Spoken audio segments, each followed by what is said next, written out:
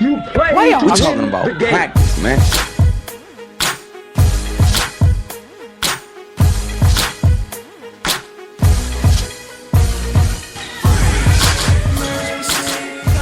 Welcome to TriadSportsCoverage.com and the live coverage tonight of the Winston-Salem Christian Lions versus the Community Baptist Conquerors from Reidsville, North Carolina. My name is Mike Pettaway, and my sidekick tonight is, again, Mr. Donnie Baldrick. Welcome, Mr. Baldrick. Yes, thank you, Mike. How are you doing tonight? I'm doing great. It seems like we were just doing a ball game 15 minutes ago, but I guess it was last night over at Salem College. It definitely was. It feels like light years away to me. We actually, if you hear some background, there's a girls' game just began the fourth quarter, and it's actually a pretty good ball game, Donnie. It's a 2-point game with Community Baptist up 40-38 with 6 minutes and 25 seconds to go in the game. Mm-hmm. And we've been sitting here watching it for the last, I think, couple quarters, and it's been a really competitive basketball game. And as soon as one team pulls ahead by a few points, it seems like the other team comes back and ties the game up. It's just back and forth, back and forth, back and forth. And that was a reach-in foul. That was 40 feet from the bucket. Coaches don't like that. But it's tight defense. The girl was coming up behind the point guard with the ball. She was just going to poke it out. She just went with the wrong hand. I love sports, Mike. I'm not sure if I'd have been the referee behind the play, I would have called that with the type of game we got going. But we have a game coming up. We're going to go ahead and give you some bonus coverage. But our boys' game tonight, Donnie, is it's certainly billed to be a great basketball game. These two teams have played twice already this year in a preseason tournament, which, as you know, basketball, a preseason tournament and how you play in January, February could be totally different. That's right. And one thing that stands out in my mind with Winston-Salem Christian is they've lost about 4 or 5 of their basketball players due to various reasons. They have tonight one of their players is going to be sidelined, Landon Burton. Mm-hmm. And I found out talking to Coach McKinney that another one of their bench players, Josh Hedges, who is he comes off the bench and he's a terror under the boards. He goes and gets rebounds. Yep. But he's got an ankle issue, and Coach McKinney said they were going to tape him up, and he was going to try to put in some minutes. But when you have ankle issues, man, I'm telling you, just a little bit of a twist, and you're right back into Pain City again. That's right. Anybody who's ever played basketball before or any sport will know once you tweak that ankle, you step on it really gingerly, and anything, a quick stop or a turn or someone stepping on it will aggravate it. And the way Josh Hedges plays basketball and soccer, he's very aggressive. He only has one speed, and that's full speed ahead. And it's going to be really tough for him to take care of that ankle if it is giving him any trouble. That's right. But also there's going to be we assume there's going to be a special occasion during the ball game. Jamal DeShields from Winston-Salem Christian Don't jinx School. him, Mike. he has, I was in the office the other day with the AD, and he came in and he said, I need 10 points to get 1,000. And he's averaging 20 per game. And he's only played one full season at Winston-Salem Christian, plus he's played the 15 games in the schedule this year. Mm-hmm. He scored 300 points this year, and he's 690 last year. And last year he probably scored at least 80% of all the points that the team scored. Mm-hmm. So this year, even though he's still the go-to person, he does have more of a talented supporting cast around them. They all have their own role in the game, and they all play very well. But it's going to be interesting to see how, when a player is at that point where they're about to reach a plateau, how's it going to play in his mind when he takes the floor? Every time he touches the ball, you may hear people holler, shoot, and I know Jamal is a great young man, but I've seen him get involved in mind games at ball games, and it affects him more than it does the person that's yelling at him. That's right. Coming out of football season, a lot of us will remember the year that Peyton Manning threw 50 touchdowns, so that was real important, or the year Drew Brees threw for 5,000 yards. It's the coaches were calling plays for it, so I wonder if Joey McKinney is going to do the same thing, try to get the ball down to him and go across that threshold. Well, I obviously want to see him get his 1,000 points, but I hope it doesn't take from the game because I think these are two really competitive teams. One in the first game they played, Winston-Salem Christian won by I think 5 or 6 points, and then they played a day later in the tournament at Oak Level, and they were down by. Actually, they won by 9, and then Community Baptist beat Winston-Salem by 6 in the second game of that tournament. And looking at some of the players on both rosters, we know Jamal DeShields is going to be. He's going to score his points. He's just that kind of a ball player. He can score from 3-point range. He can drive the lane. He can rebound. He is an all-around great basketball player. And Jacob Brown, who is the 6'8" to 6'10", depending on what day of the week it is, he's the low post player that he's going to have a big game. He's a slender 6'8", and if I remember, Community Baptist has some pretty hefty low post players, and Jacob's going to have to come out with a chip on his shoulder and really be aggressive because you start knocking people around and they get intimidated, and all of a sudden you take them out of their ball game. So, and believe me, Jacob's had this conversation with probably every coach, and that you need to go out there and just go after it, be aggressive. That's right. Seth Brooks over here for Community Baptist, number 33, is averaging 24 points a game. And as you look at the point spread between the two teams, Community Baptist and Winston-Salem Christian, they're right neck and neck. Community Baptist is about 61 points a game, and Winston-Salem Christian's 59 points. So hopefully we don't come down to a 1-point game or a 2-point game with Community Baptist in the victory. But the biggest discrepancy that they have, though, is in the rebound category, where Winston-Salem Christian is almost averaging 40 rebounds per game. When I first saw that stat, I did a double take, and I went back and I looked at some individual games to make sure stats weren't incorrect. And the thing about it, those rebounds are spread out amongst 8 or 9 players, even though the rebounding leader is Jacob Brown, who has an average of 8.6. I think Jamal is averaging right around 7 something. Yep. But if you look down the roster, everyone that Joey McKinney puts on the floor, they all get involved. They rebound, and I've seen them play probably 8 or 9 games this year. And one thing about, and I always talk about Coach McKinney, he was on our sports talk show a couple of weeks ago when we had the team come over at our final show at Bibbs. And one thing that I like about Coach McKinney's style is he stresses defense first, because that's right. You got to play defense. And when you see him making substitutions, it's because a player didn't do exactly what he was supposed to do on that play. And he likes to implement the full court press a lot. Mm-hmm. And the last game they played was actually over in Fayetteville on January 3rd. And they tried to put in a full court press against New Life Christian Academy. And it was obvious that if it was a holiday break, whatever it was, but the Lions were operating about a half step behind everything else. Yep. They were beating the press, and it just wasn't the typical what you see out of Joey McKinney's teams. Mm-hmm. I've seen him coach teams, and he'll get out, start with a full court press, totally take the other team out of the game, score 15, 20 points in a row, and just set the tone that, this is what we're going to do. That's right. It's all about hustle, and that's what you can see right here with multiple players bringing down rebounds, and just with this high assist and high steal, the high blocks. It's just like every single player on that floor right now is just hustling. And I guarantee the team that hustles the most here in high school basketball is going to be the team that wins. And we talked about the adversity they've gone through losing players in my conversation with Coach McKinney before the game. He talked about how they're going to be shorthanded again, which he says we will never use an excuse that we didn't have a certain player. I mean, that's not. He said it's our job as coaches to take the players we got and get the best out of them, and not have excuses that so and so wasn't playing. But he also said that they had one of their best practices of the year yesterday. So that's good. And I've seen him come out before, and he would say, "Man, we practiced horrible all week," and they come out and they play well. Mm-hmm. But you never know what you get, because after all, these are young teenage boys, That's right. They run wide open all the time.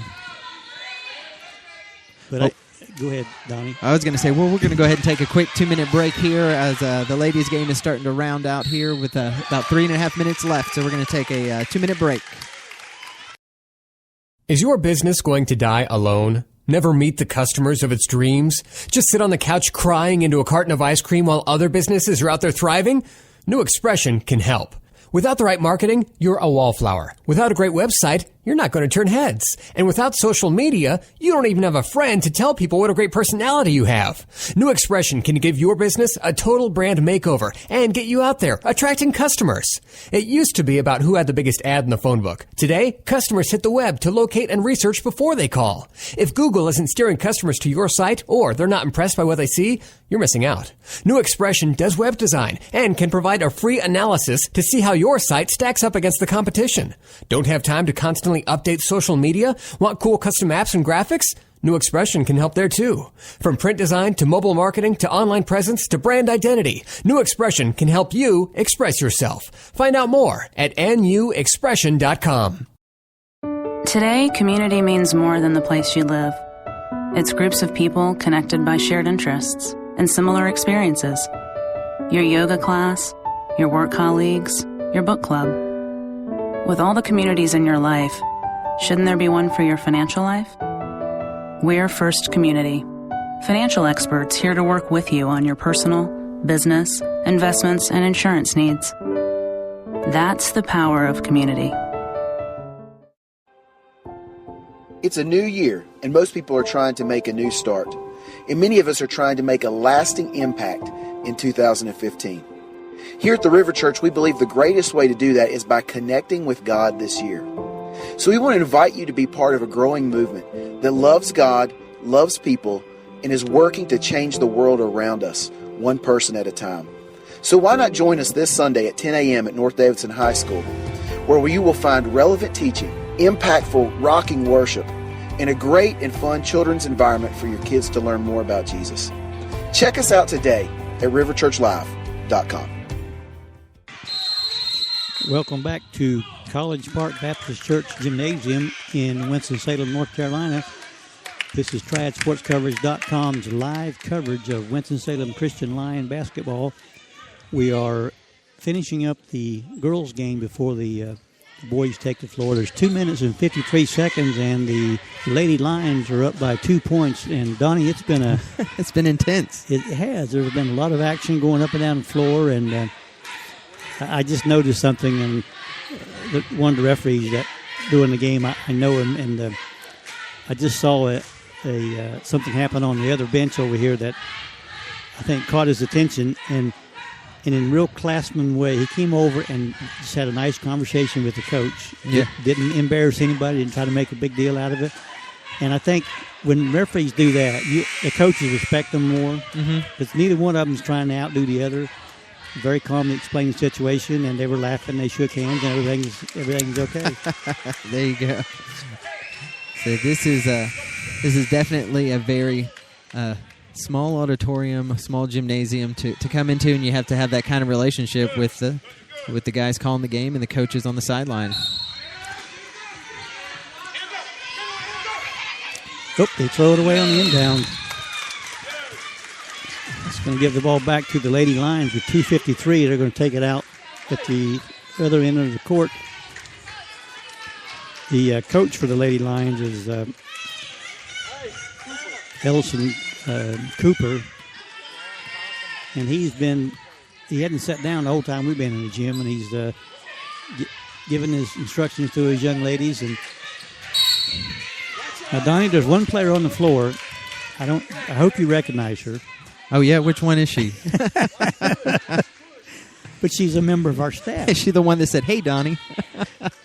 That's our photographer, Miss Cameron Hutchins, number 13. She's now being coached on the sideline, and she shakes her head like, yeah, I understand. There you go. But she's going to, once the game's over, she's going to change into her other person and be a photographer for TriadSportsCoverage.com. Said, I think she's what I like to call her is the Swiss Army knife of Triad Sports Coverage, where she goes in and what is it? She plays basketball, she takes photos, doesn't she? Cheerlead too, and she used volleyball. She did that in middle school. She did every sport she could do. I think she's going to go to Bowman Gray next week and race one of those cars, right? Well, if she does, I don't want to race against her. She's definitely playing with some intensity tonight. Well, right now with 2 minutes and 30 seconds left in the game, we have a 44-40 game with the Lions ahead. We're shooting free throws right now. It may come down to who can hit the free throws. With a 4-point lead, 2:32 to go. And I know the coach, he may yell, "Don't foul." And as soon as you say that, somebody fouls somebody. Oh, you just get too excited. Usually I don't hear the "don't," and I just start swinging. So all they have to do is get it across this timeline here. And that was an ill-advised shot by one of the Lady Lion players. I'm going to tell you. The coach, it's good. Coach layup. That was a great play. That's right. Looks like she was fouled in the act, too. So Community Baptist gets a basket and a free throw here to possibly bring this game into a 1-point game with 2 minutes and 12 seconds left. Can you say overtime? Say overtime. So that's where we need the guy from Buffalo Wild Wings to hit the button, send this game to overtime. There you go. She missed the free throw, and Winston-Salem Christian gets the rebound. They're pushing the ball. Man, they pushed the ball way down the court. It was a long bomb to Cameron Hutchins, and it was so long it went to the other side of the... Coach is saying, take your time. She throws a full-length court pass, and it didn't work out. See? I don't hear take. I said, throw the ball. Throw it far.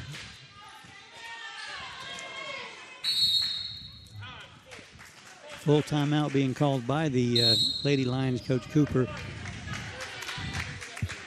I guess this is when a coach earns his money, when he's down the wire. What do they call them? Nail biters, barn burners. There you go. I think it's a nail biter. I think the barn burners are when the points are just astronomical. And I don't know if 44 and 42 is astronomical here. That's a lot of points for these girls. I don't think they score a whole lot more than 45 or 50 in a game. I've seen some really nice-looking shots. Just real easy, fundamental, backspin, follow-through, and the ball just drops in. You know, and one thing that I've noticed, too, and we always harp on it, is kids don't follow their shots anymore. Yep. They just kind of fade back and watch it, and their arms drop to the side, and they watch it bounce off the rim right to where they should be standing, and somebody else gets the rebound. And I know coaches get really upset when, and to me that's a fundamental that was something that I was taught way back, and I guess they don't teach fundamentals the way they used to. I guess not. It's definitely something my dad always told me. Now, Mike, I usually made my shots. So. Well, see, when you're shooting like Lynchburg did last night, 83% in the first half. They're ridiculous. They would let the ball go, and they'd be halfway back down the court because they knew it was going in. At Olivia DeFrancesco from Bishop McGinnis, she hit 6 out of 7 last night for Lynchburg. That was a nice little pick. Oh, she is on the floor. That hurt. I think there's a little bit of acting going on. That was a good, solid pick, and she just hit the ground and said, "Oh, wait, why am I on the ground?" Goes all the way to the hoop and misses a layup, but throws it back out for a nice little two-pointer. Community Baptist still with a couple of rebounds, keeping command of the ball on their side of the court right now with a 4-point deficit. Going up for a couple of layups, some shots, rebounds. We're going to call Cameron with the foul. Cameron Hutchins. And typical, she's got her hands thrown up like, what did I do? There you go. Every time you get called for a foul, I don't care if it's Cameron or if it's anybody. That's what you should do. If you look at those scratches on that girl's arms, you know what you did. Oh, goodness. Well, here we are with 1 minute and 17 seconds left. The score is 46-42 with Winston-Salem Christian in the lead. There's a free throw and a missed shot. Lane violation, I think he called. Lane violation.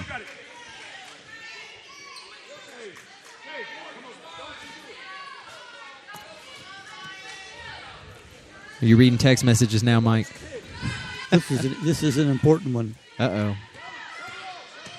Is this from the real CEO of Triad Sports Coverage? No, she won't text me during the game. This is from a business associate. Oh. Well, what we're going to do is we're going to take another couple minutes, and we'll be back with hopefully some pre-game and post-game analysis of what's going on here and what's about to happen with the boys' game. Be right back. It's a new year, and most people are trying to make a new start. And many of us are trying to make a lasting impact in 2015. Here at the River Church, we believe the greatest way to do that is by connecting with God this year. So we want to invite you to be part of a growing movement that loves God, loves people, and is working to change the world around us, one person at a time. So why not join us this Sunday at 10 a.m. at North Davidson High School, where you will find relevant teaching, impactful, rocking worship, and a great and fun children's environment for your kids to learn more about Jesus. Check us out today at riverchurchlive.com. Is your business going to die alone? Never meet the customers of its dreams? Just sit on the couch crying into a carton of ice cream while other businesses are out there thriving? New Expression can help. Without the right marketing, you're a wallflower. Without a great website, you're not going to turn heads. And without social media, you don't even have a friend to tell people what a great personality you have. New Expression can give your business a total brand makeover and get you out there, attracting customers. It used to be about who had the biggest ad in the phone book. Today, customers hit the web to locate and research before they call.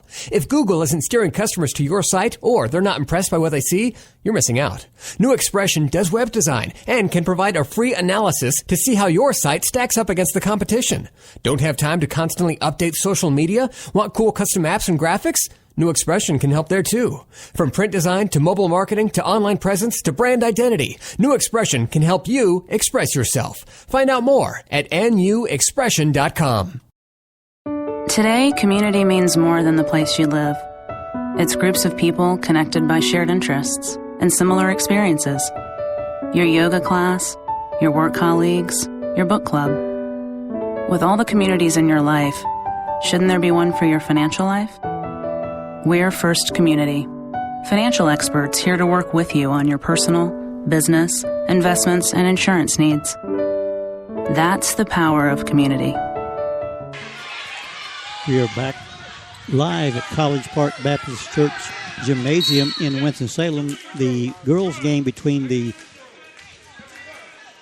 Community Baptist Lady Conquerors, that's a mouthful, Yeah. and the Winston-Salem Christian Lady Lions is down to 28 and a half seconds to go in the ball game, and the Lady Lions are up by 3, and Kendall Crumlin is going to the free throw line for 2 free throws.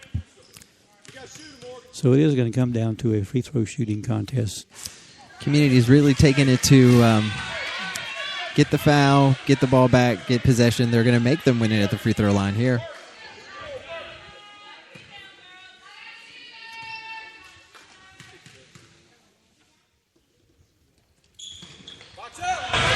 Great rebound by Ajale Abbott. Oh, air ball.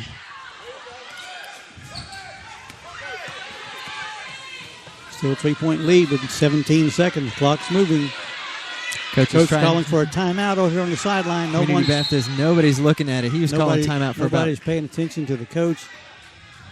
He's calling timeout for about 5 seconds. I mean, there's only 2 refs here. Somebody's got to be keeping an eye on the basketball game here, Coach. You got to yell at your players to call a timeout.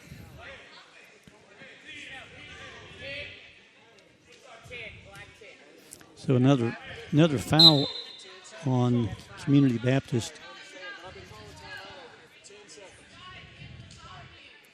It's got to be rough being a coach, Mike.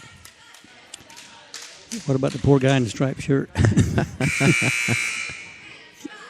That's the harder job. But the coach did make his point, and it was a good point that he was trying to call timeout for about 10 seconds, and neither referee acknowledged it. Of course, there was a lot of action going on the floor. We had 4 people rolling around over here. It's on the far end of the floor. He can't blame them, and I don't think he said a word. I think he said put his hands in the T motion and just sat there and just waited. You need to be screaming and yelling to get their attention. There you go. If you want a timeout, you can get it called. So now it's a 4-point ball game, and we have 10 seconds to go. Timeout by Winston-Salem Christian. Coach Cooper calls a 30-second timeout to rally his troops and give them the final instructions. With 10 seconds, I guarantee he's going to say, you make this shot, just back up and just play token defense. Don't foul anybody, and I'll bet you that someone fouls somebody. I bet you the converse of that. I bet you it's make the basket fast, foul somebody fast. Because right now with the free throws the way they are, it's only a 4-point game. You make a quick basket here, and you got a chance to come away with a win.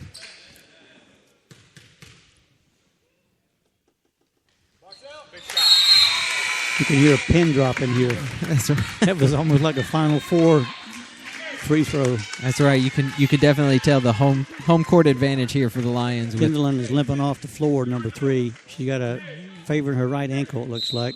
That's never fun. No, she's played a whale of a ball game for the Lady Lions tonight. She's the one that just hit the free throw, too. 5-point lead, 6 seconds, 5 seconds. Woo! A 3-pointer. Now he got his timeout. Oh, yeah. He held his hands up real high this time. So, thanks to the 3-point play, now you got a 2.1 possession game, 2.2 seconds. Probably going to be an inbound foul right away. Make the Lions make the free throw. It'll come down to the last shot. That's right. I'm glad the coach got his timeout, because if the clock would have expired, it would have been a controversial ball game because the coach didn't get his timeout to set up his last play. And he definitely would have told somebody about it. I think both teams have been told they have no more timeouts in the ball game. 2.2. The Lady Lions will have the inbound under the Conquerors into the floor. Cameron Hutchins will take the ball from the referee. She has a free baseline to... she should have the whole baseline to be able to run. That's what Cameron's asking right now. There you go. Run it. There you go. Now you got the ball in. 2 seconds. That's and it. That's the game. I think you called it right, Mike. Make the shot, don't foul. Because the defender totally came up with both hands out and just stood there safely away.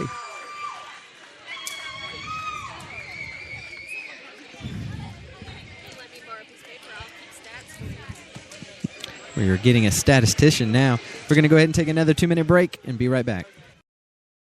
Is your business going to die alone? Never meet the customers of its dreams? Just sit on the couch crying into a carton of ice cream while other businesses are out there thriving? New Expression can help.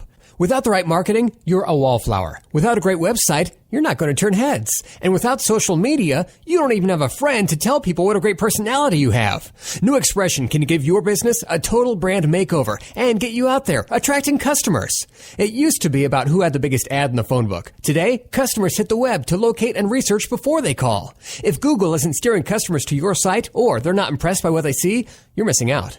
New Expression does web design and can provide a free analysis to see how your site stacks up against the competition. Don't have time to constantly update social media? Want cool custom apps and graphics? New Expression can help there too. From print design to mobile marketing to online presence to brand identity, New Expression can help you express yourself. Find out more at nuexpression.com. Today, community means more than the place you live. It's groups of people connected by shared interests and similar experiences. Your yoga class, your work colleagues, your book club. With all the communities in your life, shouldn't there be one for your financial life? We're First Community, financial experts here to work with you on your personal, business, investments, and insurance needs. That's the power of community. It's a new year, and most people are trying to make a new start. And many of us are trying to make a lasting impact in 2015. Here at the River Church, we believe the greatest way to do that is by connecting with God this year. So we want to invite you to be part of a growing movement that loves God, loves people, and is working to change the world around us, one person at a time. So why not join us this Sunday at 10 a.m. at North Davidson High School, where you will find relevant teaching, impactful, rocking worship, and a great and fun children's environment for your kids to learn more about Jesus. Check us out today at riverchurchlive.com. Have Logan. And we're back here in Winston-Salem, North Carolina at College Park. Baptist Church. Baptist Church. Gymnasium. Off Polo Road in Winston-Salem, North Carolina. Check your Google Maps. We're down here right now. You'll see a little flag here for us. And we're going to have a Last night we were joined in the booth by Coach Rick Anderson from Mount Tabor, and he was there looking, watching the game for some of his ex-players in high school were playing for Lynchburg and Salem College. But tonight we have another special guest who's going to offer some expertise while we mumble through the game. We're going to have this young man tell us exactly what's going on. And mumble, mumble, mumble, mumble. And his name is Mr. Jordan Leak. Jordan, do you copy us? Yes, There he is. And Jordan was on our show a couple of weeks ago, but unfortunately, I didn't get to see Jordan play a lot of basketball because before I started covering the season, I think it was my first game, he broke his ankle. So you're bad luck. Well, but we've been good luck ever since then. But Jordan, it's just curious, how tough is it to sit here? I know at every game you're behind the bench, you're cheering, and I know you're pretty cool and calm and collected, but man, inside you must be saying, I wish I was out there. Yeah, right? it hurts me a little bit just to watch them, but I just try to push them. Well, I know you played this team twice. Yeah. And if I'm not mistaken, you had a pretty good couple of games, I believe. Yep. And one game the Lions won, one game the Conquerors won. What do you look for from the Conquerors? I know they've got a Seth Brooks who sticks out as a name that he's leading scorer. William Duke is a rebounder, so I mean they've got some good ball play. They got some talent on this team. And do they play a hurry-up offense like you guys? They push the ball? Or are they more methodical and kind of set up and try to run plays? Or? I think they set up, but if they get a steal or anything, they're taking it to the basket. So they'll run with it if they get an opportunity. Yep. I know it's and you watched the girls' game, I think. Did you see the end of it? Yeah, it was pretty good. I've seen the girls play quite a few times, and I was impressed tonight. They played great basketball. I think this was one of their best games that they ever played. And, I mean, they were doing things that I didn't think they were capable of doing, and it was fun to watch. We were doing a little bonus coverage on the air, and it came down to the last possession. Yeah. It could have gone either way, but it was fun. Now, you're part of the adversity, we'll say, lineup that we no longer have it on our roster. Tonight we've got Josh Hedges is suffering from an ankle problem. He may try to give it a go, but you never know. Yeah. And then Landon Burton is been out. He'll be out a couple weeks, I guess. Yeah. And those two players. Of course, Landon's always been a real workhorse. When he hits the floor, he's ready to work. He is. And I've also been really impressed with Mr. Hedges. He's not the biggest guy on the floor, but he's always under the board pulling down a rebound. He can I don't know how he does it. He just grabs rebounds. I was telling Donnie about him, and he played goalie on the soccer team. Yeah. And we were saying that maybe that's where he gets those good hands. When he grabs that basketball, it's like you're not getting it away from him, But he does a tremendous job when he's not hurting. And of course tonight, Jamal DeShields needs 10 points, I believe, to cross the 1,000-point plateau. Yeah. And he played one full season last year, and he's played 15 games this year. The guy can bring it, can't he? Already at 1,000 points. And he's to me this year he's been so impressive in that he plays within the game. Yeah. Last year it was a little bit different. When you don't have quality players around you, not taking nothing away from what we had last year because it was a rebuilding. Everything was all up in the air. But he was if we scored 50 points, Jamal scored 45 of them. Yep. But that was required to be competitive. But this year, I've seen him do a lot of things on the floor that impress me. He's very unselfish. He understands that not everybody is as quick and as fast and as good as he is, and he plays within their limits. And I think it's great that what he's been able to do for the team. And of course, and you know Coach McKinney, you played for him, and I'm always marveled at the way he's able to get the best out of the kids that play for him. Yeah. He may not have the best 5 guys on the floor, but they'll give you everything they got for that man. That's the way he coaches, and that's the way those kids respond. I remember when he was coaching middle school and see him come out in some of these games, and they were totally outmanned. But he would open the game with a full court press, and it would be 15-0 before the other team ever got the ball across the half court, and that just sets a tone that we're here to do some damage. So you're going to give us some expert commentary. See, when we do our games, we don't do too much expert commentary. We have no idea what we're doing here. I mean, we didn't know it was a basketball game until we saw everybody shooting around. So that's a basketball game. Usually we just take whatever we have and just throw it up against the wall and see what sticks. Now, Jordan, let me ask you this. As the professional basketball player you are, I see the Conquerors over here with the shirt tucked in during warm-ups, and I see you guys are untucked. Well, what do you think about that? Do you prefer the tucked in, or do you prefer the untucked shirt? For me, I prefer the tuck because it looks more professional. Really? Yeah. When I played basketball, I always enjoyed the untuck. I always enjoyed when my jersey would get a little untucked, and I just look at the ref and say, "Oh, I'm sorry, I didn't know it was untucked." It tells me to put it back in, but man, I feel loose. I feel like I feel like I can move my arms. Yeah, when it's untucked, that means you're ready. That's right. That's like, all business when I'm untucked. Yeah. So what do you expect tonight, Jordan? I mean, this is I think we call this a big game because there's playing for the third time in the season and being somewhat shorthanded on the Lions roster. Do you think it's going to? I know Coach McKinney likes to use everybody if he can because he runs you guys a lot during the game. Yeah, you better be in shape. Yep.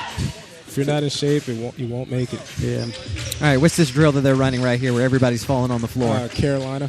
That's what Carolina does before every game. I thought that was the Duke where they get underneath the basket and just fall down. Don't ever mention Duke in Joey McKinney's presence. Don't ever mention Duke. I can't wait. You know how Brian Lamoni bleeds Duke blue? Oh, he does. Well, Joey bleeds Carolina blue. Uh-oh. So, and you bleed Kentucky blue. I was about to say that Carolina blue is just the wrong shade of blue, Mike. And I bleed Salem College blue. There you go. So, we all have to bleed something. That's right. We have the referees are having a pregame discussion with the coaches, Coach Tennant and Coach McKinney here from Winston-Salem Christian. And Jordan's father, Kenley, is another one of our assistants, and Alex Kendall, he's an assistant. Now, when you guys have practice, and you got 4 coaches, do they all do something during practice? Yeah. It's not like just a staff to follow Joey around, right? Nah. It's like, well, sometimes we use both half of the courts, and like 2 coaches will go down there, and the other 2 will go the other way. Would you say that Coach McKinney is a teaching a teach kind of a coach? He teaches the game, and he expects you to know the fundamentals. Yep. If you don't know the fundamentals, we'll just keep on running it over and over until you get it. I think the one practice I went to for a preseason article, I think what set Joey off was Jacob Brown had a breakaway and missed a left-handed dunk in practice. Yeah. And all of a sudden, you guys are doing wind sprints up in the court. And you understand the frustration, Mike, of missing a left-handed dunk, right? I couldn't even do it with a 10-foot ladder. I thought you were going to say with an Oreo. I used to have a little wiffle basketball with a little tiny hoop, and I put it over my dorm in college. There you go. I could dunk that. I was like Michael Jordan, 360 dunk. Slam dunk contest off the side of the bed. Until our roommate dropped a 16-pound shot on the floor, and the whole dorm shook. Oh.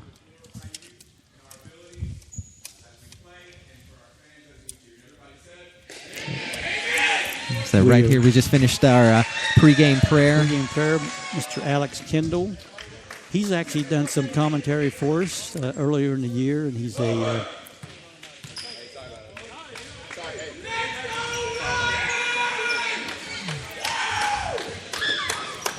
There you go. Our scorekeeper tonight's going to be Miranda McKinney, who is the athletic director at Winston-Salem Christian. So I believe they're going to not going to introduce the starting lineup. They're going to go ahead and get the game underway with Jacob Brown jumping center for the Lions. I'm going to turn the play-by-play over to Mr. Baldridge. And number 30, William Drake, also Winston-Salem Christian, gets the tip, and a quick 2-point basket by Jamal DeShields. He's 8 points away. Trying not to jinx him with the 10-point score coming up. Quick shot by Community Baptist, missed it. Great Rebound, look, Winston-Salem Christian. Yep. Interception, a turnover here and going to Community Baptist, bringing the ball down the court past the number 33, Seth Brooks. Jamal knocked that ball away and wanted to get the call, but the referee said it went off Jamal and not the Community Baptist players, so it'll be their ball out of bounds.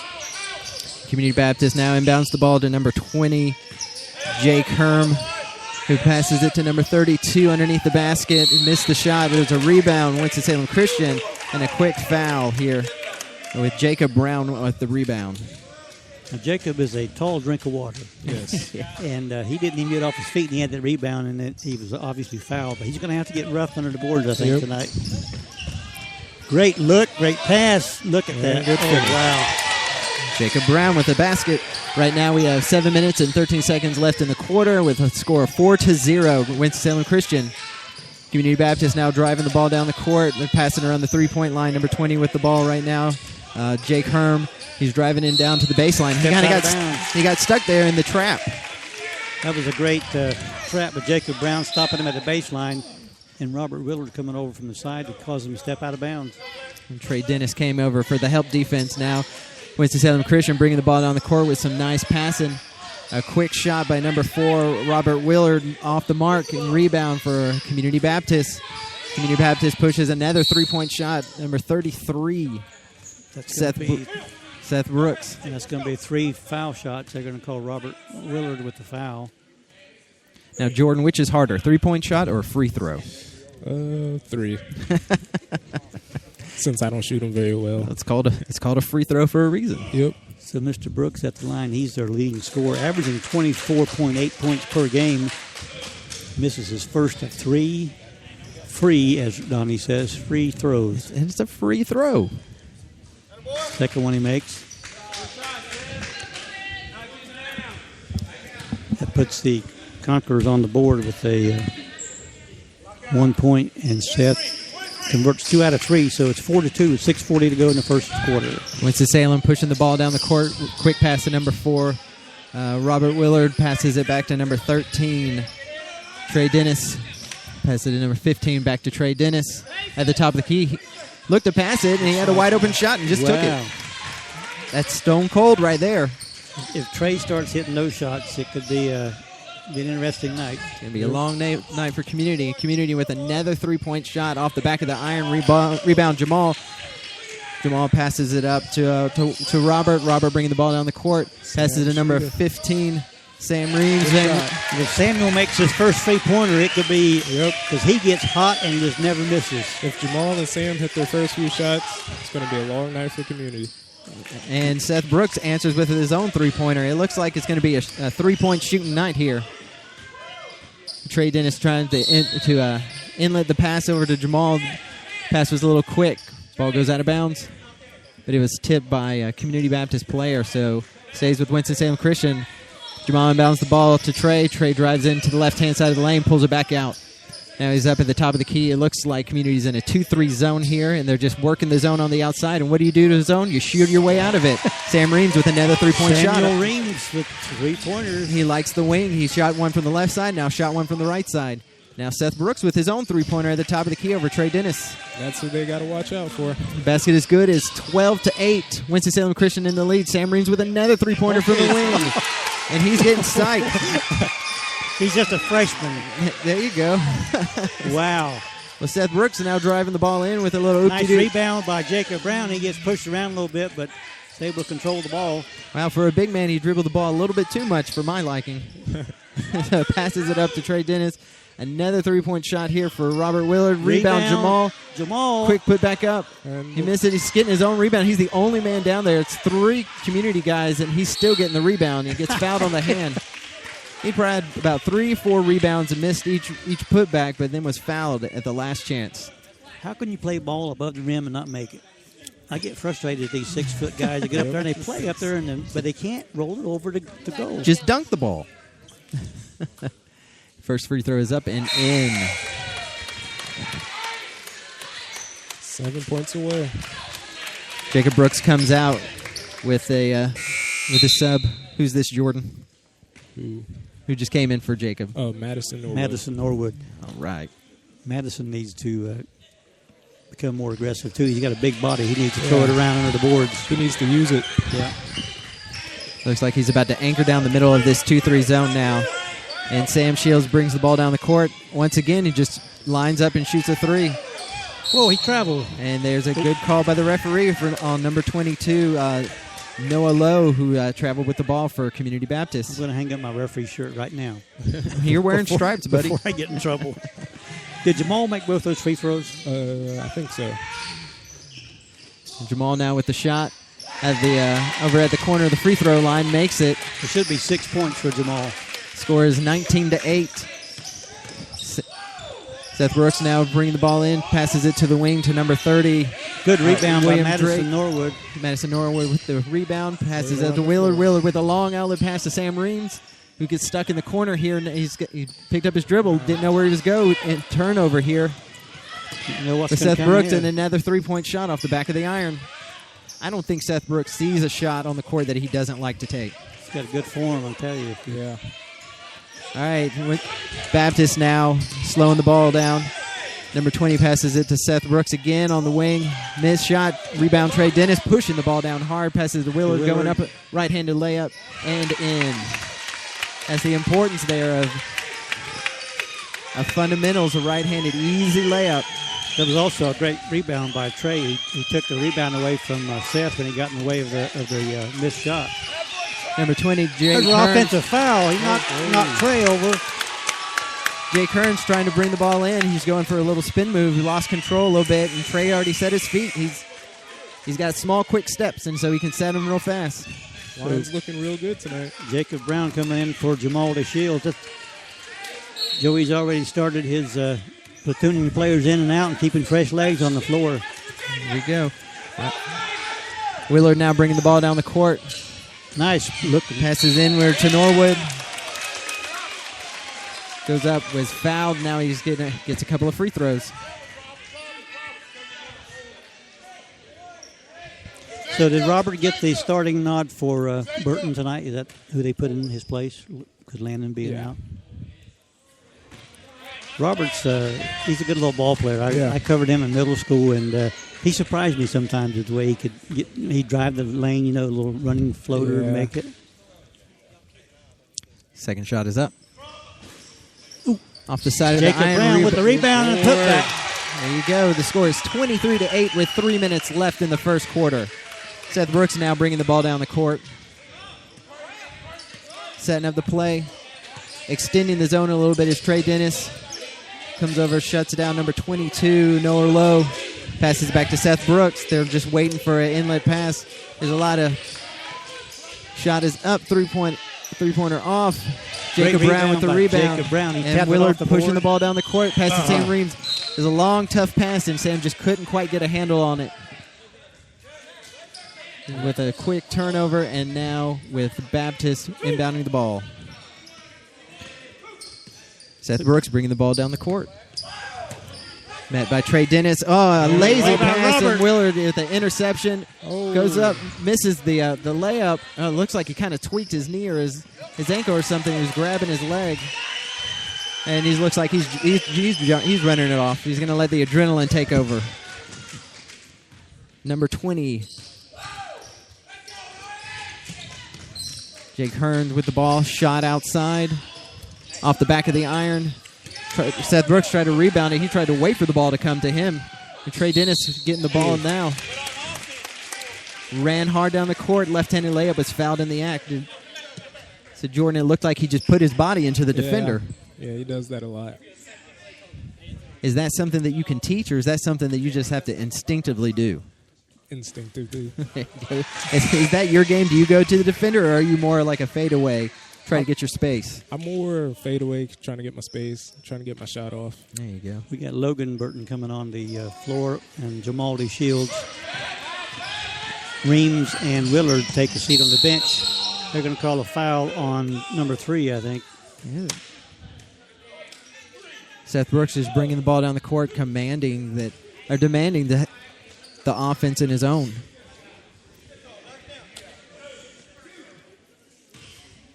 I think right now they could play more like a box and one and have someone just chase Seth Brooks all over the court.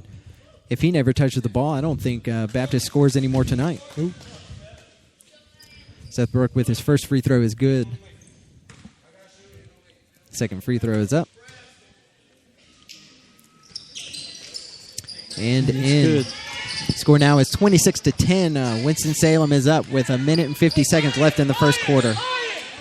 Trey Dennis bringing the ball down the court, slowing the pace down, passes to Jamal over here on the far wing. Gets a pick, lines up for a three, didn't like it, and passes it off to Burton. Burton goes underneath the basket, kind of gets tied up. He called timeout. And Joe McKinney wanted a timeout. I don't know if you could hear it, but he was just yelling it right there. One thing about Coach McKinney, he is in the ball game, and he sees an opportunity to prevent a turnover. He calls that timeout. Logan kind of got in there amongst the trees and didn't know what to do, and they kind of had three guys around him, and it was, of course, Logan doesn't get a lot of playing time, and he'll have to get into the rhythm of the game, and he's a good ball player, too. Yeah. He just needs to get accustomed to what we're doing, and I've been impressed with Jacob Brown tonight. He's really hitting the boards hard. Yeah. Madison is in there using it big frame and getting his position under the board for rebounds. That's right. One of the things that I remembered from our interview with Joey was that I heard a lot of the players saying that he pulls you off the floor if you don't take the shot when you have it. Wow, we just had a light go out. Oh, light's back on. All right. Winston-Salem Christian now with the ball. Jamal with the three-point shot. He makes it from the far corner. You know what? That's because Seth Brooks is shooting the lights out. He's shooting the lights out. Or he's just shooting. I don't know if the lights are being locked out or not. I think Sam Reams is the one who's shooting the lights out. Yep. So we had a quick foul here on Winston-Salem Christian. Baptist now up shooting free throws. Number 21, Robbie Pryor. First shot is up and good. I have Jamal with 9 points now with that three-pointer. Yep. 1 point away. Are you going to rush the floor? Nah. Do I need to hand you your crutches? Nah. Second shot is up and good with score now 29-12 with 1:13 left in the first quarter. Jamal gets a long inlet pass, drives it in, passes it off to Burton, passes it off to Jacob Brown at the top of the key. Sees Trey Dennis cutting. He didn't like the pass. Passes to Burton, back to Jamal. Jamal with a long three-point shot here off the back of the iron. Rebound by Burton. Logan Burton. Unbelievable. And Jacob Brown would catch the putback and fouled in the act. That was impressive with Logan getting that rebound and Jacob with a follow-up and tapping it in. I mean, that's Lions style basketball. Yep. Be aggressive, do what you're supposed to do, take care of little things, and it'll come to you. Jacob now with his free throw. Off the side of the iron, rebound Baptist. Passes it quick to Seth Brooks. Met by Jamal, who's playing some tight defense. He decided to pass it this time. Passes to number 30 all the way across the court to number 20. Jake Hearn. Jake Hearn goes down to the corner, gets met with a trap. Passes to number 22. Tipped by Noah Lowe.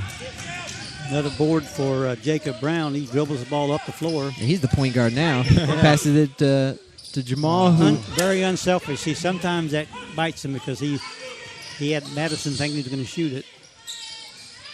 And Baptist now with the ball. Getting trapped down in the corner here with Jamal playing some tight defense. Burton reaching in with a foul. It was a foul on the floor before the shot with Logan Burton committing the personal foul. Jordan, what's Joey saying for that foul there with Burton? Oh, I didn't hear what he said. I didn't get a hit shot. So Reams is coming in for Madison Norwood. The Conquerors are taking the ball out under their bucket. Jake Hearn inbounding the ball here. Passes it to Seth Brooks. Well, that was Hearn's rebound, Community Baptist, and they're going to call a foul on maybe... It should be before the horn. There should be some... Logan Burton may have been... You wipe it off? Nope, they are. Nope. Autumn, but no shots. No shot in the corner since he wasn't in the act. Well, what we're going to do now is we're going to take a quick 2-minute break, and we'll be right back. Today, community means more than the place you live. It's groups of people connected by shared interests and similar experiences. Your yoga class, your work colleagues, your book club. With all the communities in your life, shouldn't there be one for your financial life? We're First Community, financial experts here to work with you on your personal, business, investments, and insurance needs. That's the power of community. It's a new year, and most people are trying to make a new start. And many of us are trying to make a lasting impact in 2015. Here at the River Church, we believe the greatest way to do that is by connecting with God this year. So we want to invite you to be part of a growing movement that loves God, loves people, and is working to change the world around us, one person at a time. So why not join us this Sunday at 10 a.m. at North Davidson High School, where you will find relevant teaching, impactful, rocking worship, and a great and fun children's environment for your kids to learn more about Jesus. Check us out today at riverchurchlive.com. And we're back here. Play has already started here in the second quarter. And a quick drive by Jake Hearns was met by Jamal DeShield and a foul. Jake is now at the line shooting free throws. First shot is up and good. I think that's Jamal's second foul. You got to keep an eye on that. Second shot is up. And rolls in. Shooters roll off the front of the iron. Score is now 31-14. Winston-Salem Christian with Trey Dennis bringing the ball down the court. Passes it to Jamal DeShields. Jacob Brown boxing, setting up. Tries to pass it off to a cutting Jamal who instinctively and intelligently, he didn't handle the pass very well, but with Community laying on the floor with the ball, just reaches down and gets the jump ball, so they get the ball back. Yep. Jamal's a total package. I mean, he knows what he's doing on the floor. Look at that. It's almost an alley-oop. Jacob missed a easy shot, but then he got the rebound and put back in. Now, Jordan, if he had dunked that, I would have went crazy. so I would have jumped on my other foot. All right, Baptist now with Seth Brooks scoring the next basket here. Winston-Salem Christian bringing the ball down the court. Brown with the missed shot, rebound. Community Baptist with Seth Brooks bringing the ball down the court. At the wing, shoots a three-point shot off the iron. Now he's got his own rebound. Some no-look pass behind the back. Passes it to an open number 21, Robbie Pryor. He had a couple of lines just standing there watching the ball bounce in front of him. No one went for the ball, and alertly Brooks went after it. Nobody boxed out. No. Mm-hmm. Seth Brooks is averaging 24 points a game, but it doesn't look like his shot's dropping tonight. Either that or he's like Kobe Bryant, where he just takes a ton of shots and eventually 24 points happens. When they do start dropping, it could be lights out because, those three-pointers can cut into a lead in a hurry. That's right. All right. Winston-Salem Christian now with the ball. The score is 33-17 with 6 minutes and 55 seconds left in the half. Jacob Brown with a rebound trying to go with the putback and was fouled in the act of shooting. He's going to get 2 shots. Coach McKinney yelling at him to keep working underneath. At the very least, he's going to get fouled, and if he can make his free throws, we're going to get some points out of it. First shot is up and in. He was 1 for 2 last time he shot. Now he's made his next one. Second shot. Up and rattles out. But rebound Winston-Salem. Trey Dennis drives into the lane, gets called for a travel somehow. But quick turnover goes to Community Baptist now. That was a great call by the referee. Yeah. Jake Hearn now bringing the ball down the court. With some tight defense on Seth Brooks right now. Passes it to number 11, Michael Clifton. Back to Clifton, back to Hearn. Hearn sets up his three-point shot. Ooh, a little bit of an air ball. Ball goes out of bounds. Possession is Winston-Salem Christian. Trey Dennis getting the inbound, pushing the ball down the court. It looks like nobody's going to stop him. And then he gets trapped real quick. Nobody's coming over to help him out. Can't force that. Yeah, tried to pass it to Sam Reeves to get out of help, but nobody was coming to help. And Community Baptist tips the ball out of bounds. Luckily, it stays with Winston-Salem Christian down here. Jamal DeShields to inbound the ball. Some cuts. Long inlet pass to Sam Reams, who passes a quick pass to Willard, who sets up for a three-point shot. Okay, Jacob. Jacob Brown over there just... They're going to call Jacob over the back probably, but I think Coach McKinney will live with that because he was being very aggressive and really trying to make something happen. Oh, yeah. When you're that big, you kind of get used to being able to just jump up over everybody and you grab the ball before they can even leap. I thought he was about to dunk it. He should have dunked it. So Coach McKinney brings him out for a rest and puts Madison Norwood back on the floor. I'm just noticing Samuel Reams. He's a pretty good sized player too. Yeah.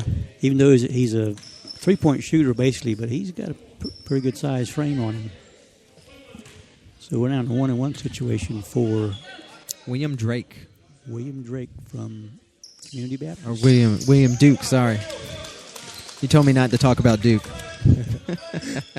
I thought you were talking about William. All right, William with his second shot. Shot is up and good. The score now is 34-20. Winston-Salem Christian with Trey Dennis bringing the ball down the court. Slowing the game down, crosses the timeline here. Met by Seth Brooks, who's smothering defense, passes it to Willard out of the defense. Trey drives in underneath the basket. What a move by Trey Dennis. A little reverse layup there, making the score 36-20. Community Baptist now with Hearn bringing the ball down the court. Gets a pick, drives in. He ran out of real estate, couldn't make a decision, passes it all the way back out to Seth Brooks, who's dribbling the ball, shoots a three-point. Nope. Spotted up for a three-pointer and then decided to pass it underneath. Had a man open on the baseline, but he just a little bit overthrown and it went out of bounds. Yeah, Robbie Pryor thought he was going to shoot. He wasn't ready for the pass, and I understand that. I've played with guys who will do that, and you're not ready for it. You're ready for a rebound now. Well, Trey Dennis now with the ball, and Seth Brooks playing some really tight defense. Now Jamal with the ball at the wing. Gets met by a double team, passes Sam Reams up to Trey Dennis, driving into the right-hand side, tries to Willard, three-point shot, and good. The score is 39-20. Winston-Salem Christian. Community Baptist pushing the ball down the court. Nice play by Norwood, stepped in the passing lane, intercepted the pass. Jamal DeShields now with the shot, a three-pointer, rattles out. Look at Norwood trying to get the rebound. Madison is after it. I'm telling you, he's making his presence known out under the bucket. And Robert's three-pointer, that's all we've been practicing this whole week. All right, Robbie Pryor inbounds the ball to Seth Brooks. Seth Brooks bringing the ball down the court, crosses the timeline here. Met by Willard playing defense. Goes without the pick, drives it in on the left-hand side. That's got to be an offensive foul. They're going to call a foul on Samuels. Greens. It looks like they were calling it on Norwood, number 3-2. Was it Norwood? Yeah, Madison. Seth Brooks now at the line shooting free throws.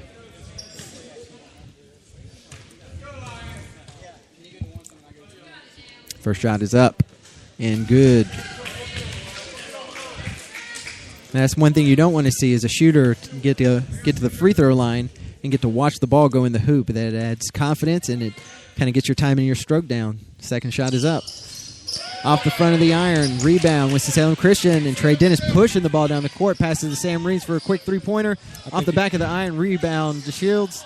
DeShields driving in on the right-hand side. Rattles out.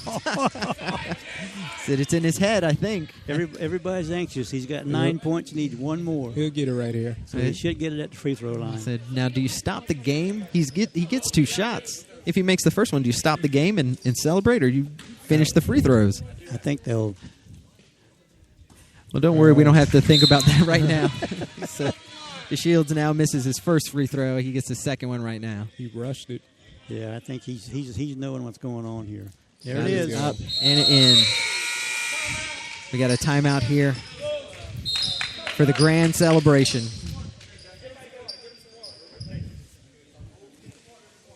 They're going to make an announcement to the crowd across our way, and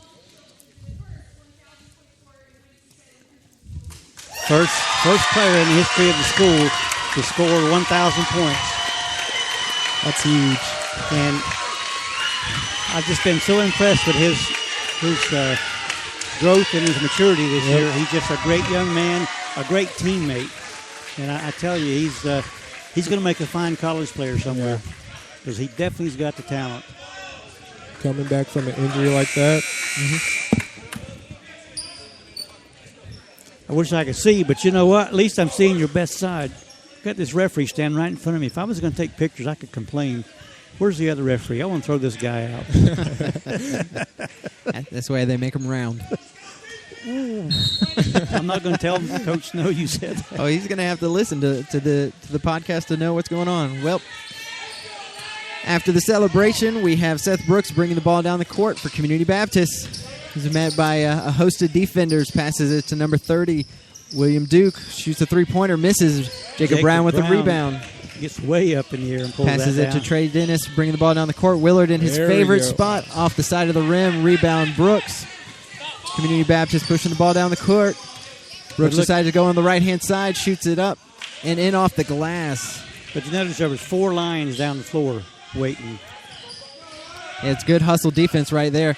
And Jacob Brown shooting way outside. Jacob can drain a three-pointer. Jacob could do everything.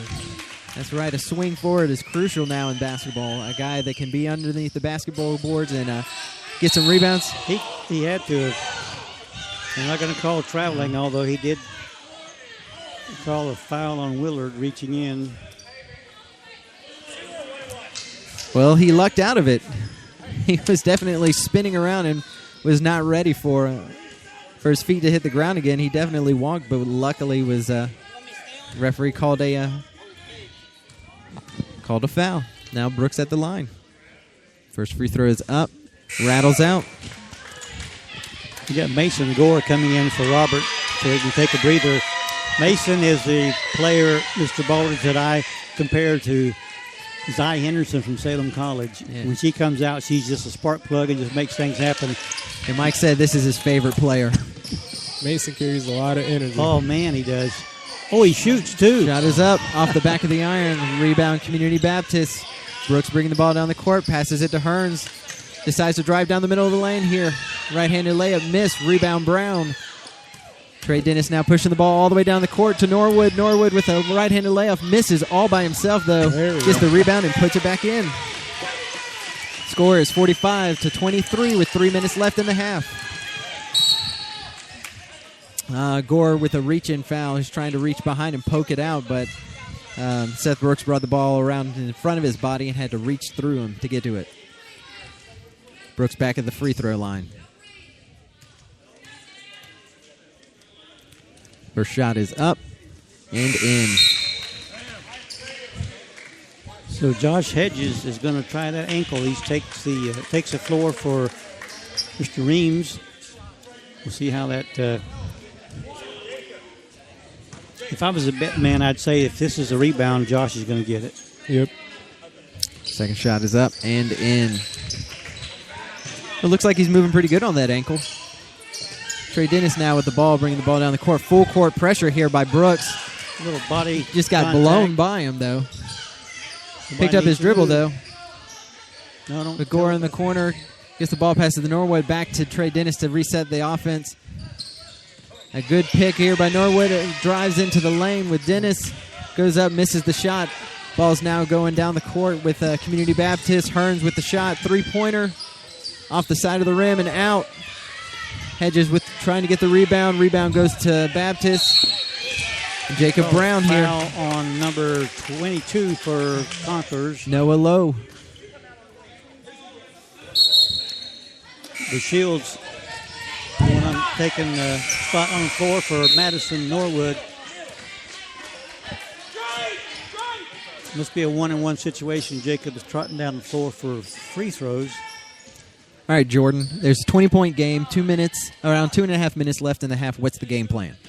I would say for us just to take it slow, waste some clock. Make your free throws. Make the free throws. Knowing from what I've heard from Joey McKinney, though, I feel like he might continue to keep that foot on the gas pedal. Yeah, probably. Jacob Brown with his second shot. Up and in. The score now is 47-25. Winston-Salem Christian with Hearns bringing the ball down the court here for Community Baptist. Met by Trey Dennis playing defense.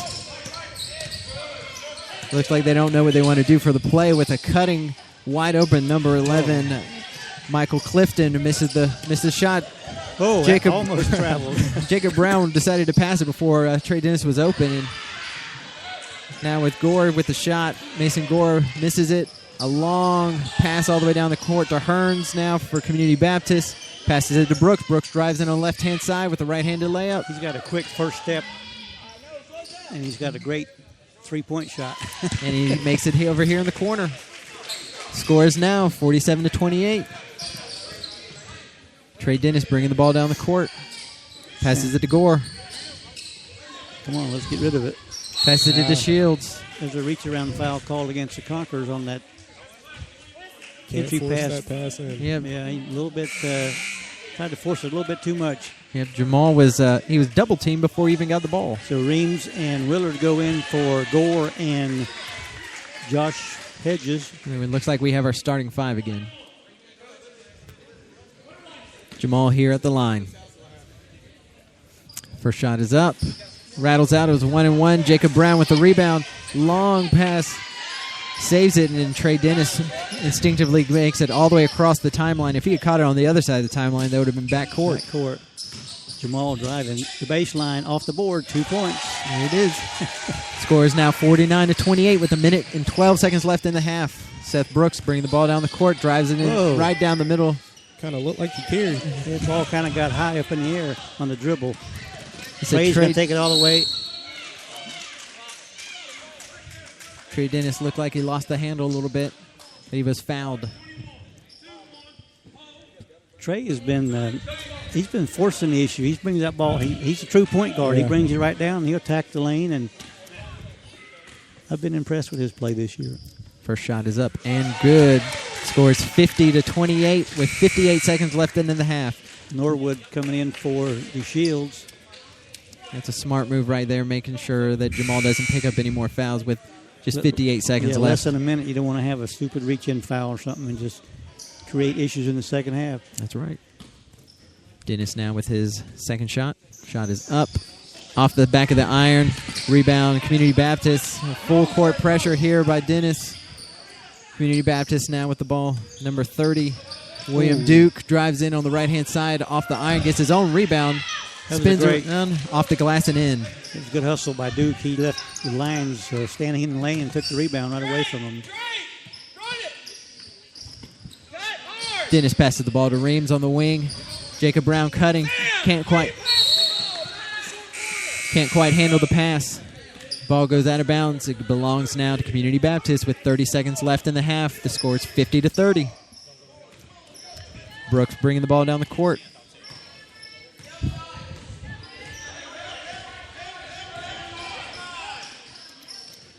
Shot is up and good. I kept waiting for him to slow the ball game down, but he decided not to. We got a full court pressure here by Community Baptist.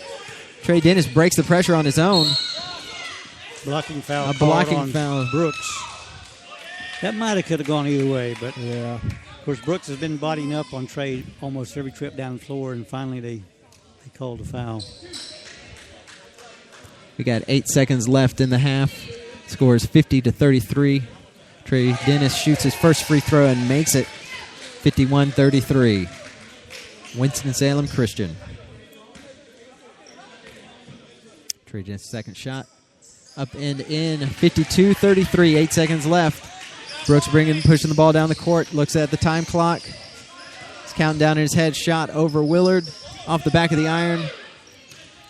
Wow. Community Baptist with the rebound. That was Last second shot, it looked like it was. They probably should count it. That was the line just fell asleep on that ball rolling around with the clock running out. Waiting to see what the call is. It was good. The call was good. There's go. 52-35. Winston-Salem Christian, and they go into halftime here. Let's take a commercial break, and I'm going to get some stats. Stats? Who has stats? All right. Commercial break for about 2 minutes. We'll be right back. Today, community means more than the place you live. It's groups of people connected by shared interests and similar experiences. Your yoga class, your work colleagues, your book club. With all the communities in your life, shouldn't there be one for your financial life?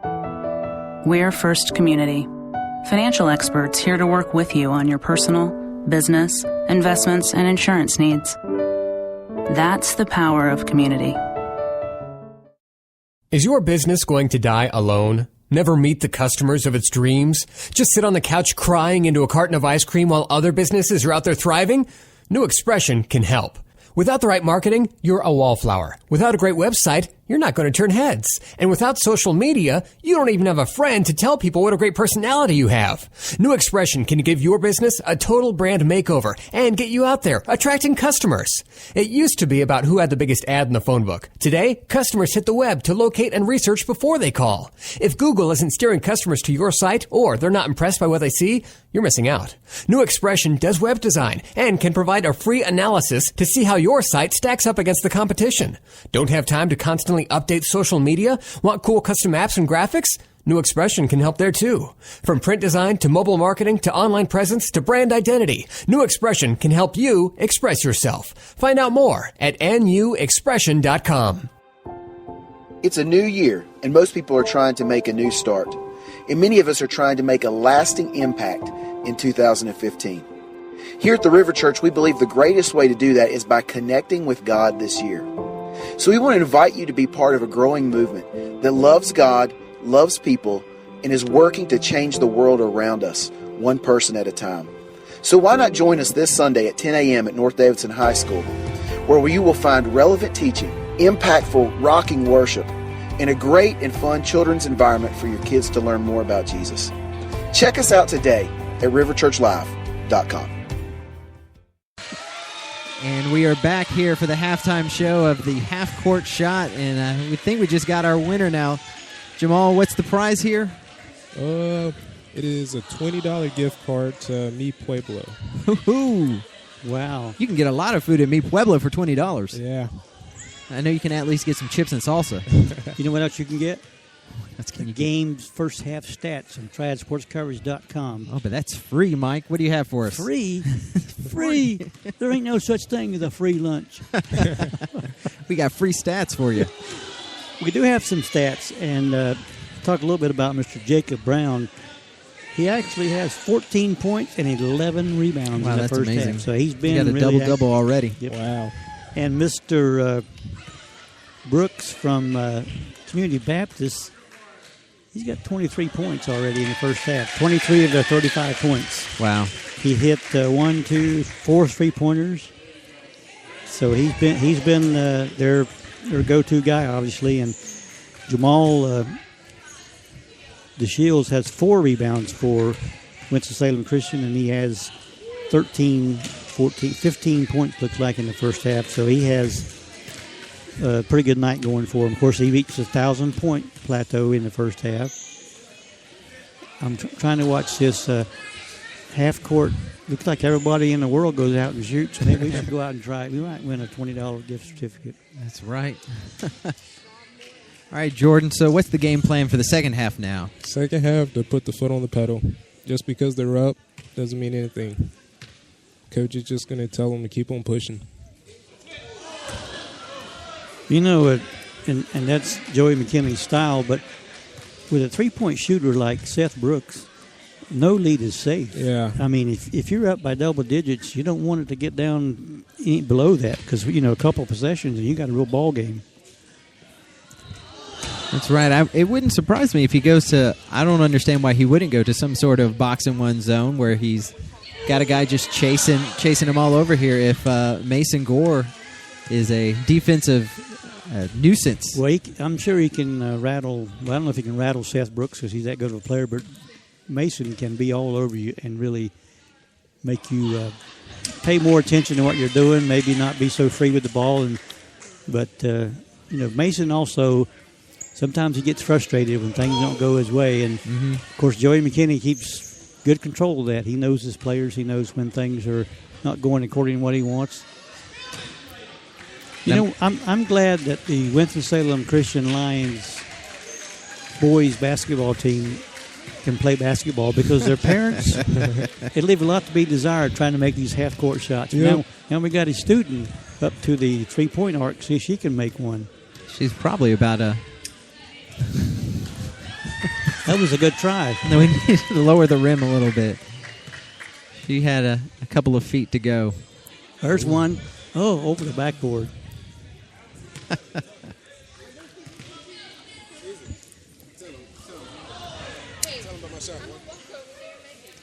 So they are waiting for the Lions to come out of the locker room. The Community Baptist team has already come out. And you know, Jordan, looking at Community Baptist, I know they're a great ball club. They got a lot of good ball players, but it looks like they're kind of down on themselves. And I noticed I think some of the fast-paced right off the bat maybe rattle them a little bit. And then we got that big lead. And then when Brooks was missing some of those threes, you know, that's the go-to person. And if he's not scoring for you, it can make a long night. But I know that Coach McKinney is with a 17-point lead. He's in the locker room coaching right now, teaching and coaching. Yep. Because, you know, it's still –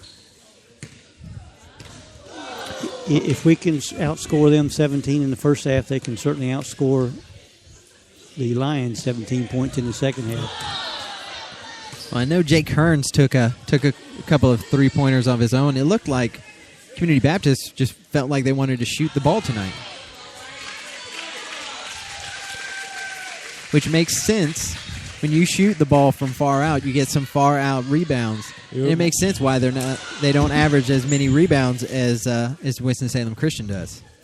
Yeah, I was amazed at that 38.5 rebounds per game.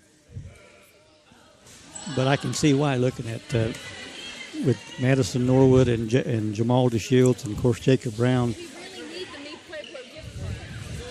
Jordan, how important is it for a Joey McKinney team to possess the ball and to rebound as well as they do? I think our whole offense is out of rebounding, because after our rebound, we go straight into transition. If that doesn't work, we set up the offense and go. There you go. You command it the whole time, and you as long as you have possession of the ball, you can score more. I know my dad would always tell me, if they're not going to pass it to you, go get the rebound, yep. and the backboard will pass it to you. Yep. Well, we're waiting for the Lions to hear. They come out of the locker room. Community Baptist now back out on the floor. Now, Jamal, when you guys come out on a shoot-around, I know when I would go out into to the ghettos of Durham, where I'm born and raised, playing on the blacktop, I would go out and I would shoot, and I'd have I had like 3 or 4 guys underneath the basket, and I'd make a shot, and I'd ask for my change. Do you guys call that? Yep. Yeah, I still call it the same. There you go. But I know that if I shot the same shot, they wouldn't give me my change. Is that still true here? Sometimes. Okay. Sometimes. Well, let me tell you a real story though. When I played basketball, well, Mike, this is a real story. I had to have the 3 people under the bucket on a ladder to take it out of the peach basket. Oh, there you go. So I could shoot again. That was when a young Mike Petaway said, "Hey, why don't we just, I don't know, cut a hole in the basket, just let it fall through." But I was, me and Dr. James Naismith, we were buddies way back in the day up in Springfield. So didn't they also invent whiteout? Didn't the Naismith family also invent whiteout? I think they may have. I did not know that. There you go. Now, speaking of whiteout, we have these really nifty white unis you guys have on. Are these the ones that Joey McKinney was talking about the other night? Yeah, I think so. How many games have you guys been wearing these? Since I think the 4th game of the season. I think he was talking about, don't they have new warm-ups that they wear out? Yeah, these shirts. These shooter shirts, they wear those, yeah. Now, did you get to put on a uniform? I mean, being injured and all. I still have my uniform. There you go. You guys get to take the uniforms home, or do you have to turn them in at the end of the year? After I got injured, I was already in my uniform, so I just haven't given it back yet. I was about to say you just ran away. Yeah. I said, I'll see you next season. Well, both teams are in the huddle now. It looks like we're getting ready to start the second half. For Jordan here is telling me that he expects pedal to the metal. Yep. The Lions get the ball first possession, and we'll just see what they started the game with some 3-pointers and kind of got the score going. Jamal DeShields inbounds the ball to Willard. Jamal DeShields just drives into the lane off the glass and in for a quick 2 points. Pedal to the metal. Here we go. With Community Baptist bringing the ball down the court. Hearns with the ball. Crosses the timeline. Passes it to number 30, Duke. Passes all the way across the court to Brooks. 3-point shot off the iron. Rebound. Winston-Salem Christian. DeShields looking for somebody to get the ball to. Passes it to Trey Dennis. Sam Reams gets the ball. Couldn't quite handle the pass, and then an errant pass to Jacob Brown is a turnover to Community Baptist. Hearns now pushing the ball down the court. Drives down the middle of the lane. Passes it back out to number 30, Duke. Duke driving into the lane. Jumps up at about the free throw line. Shot off. Rebound. Brown passes it to Trey Dennis, who brings the ball down the court. Met at half court by Brooks. Picked by Brown.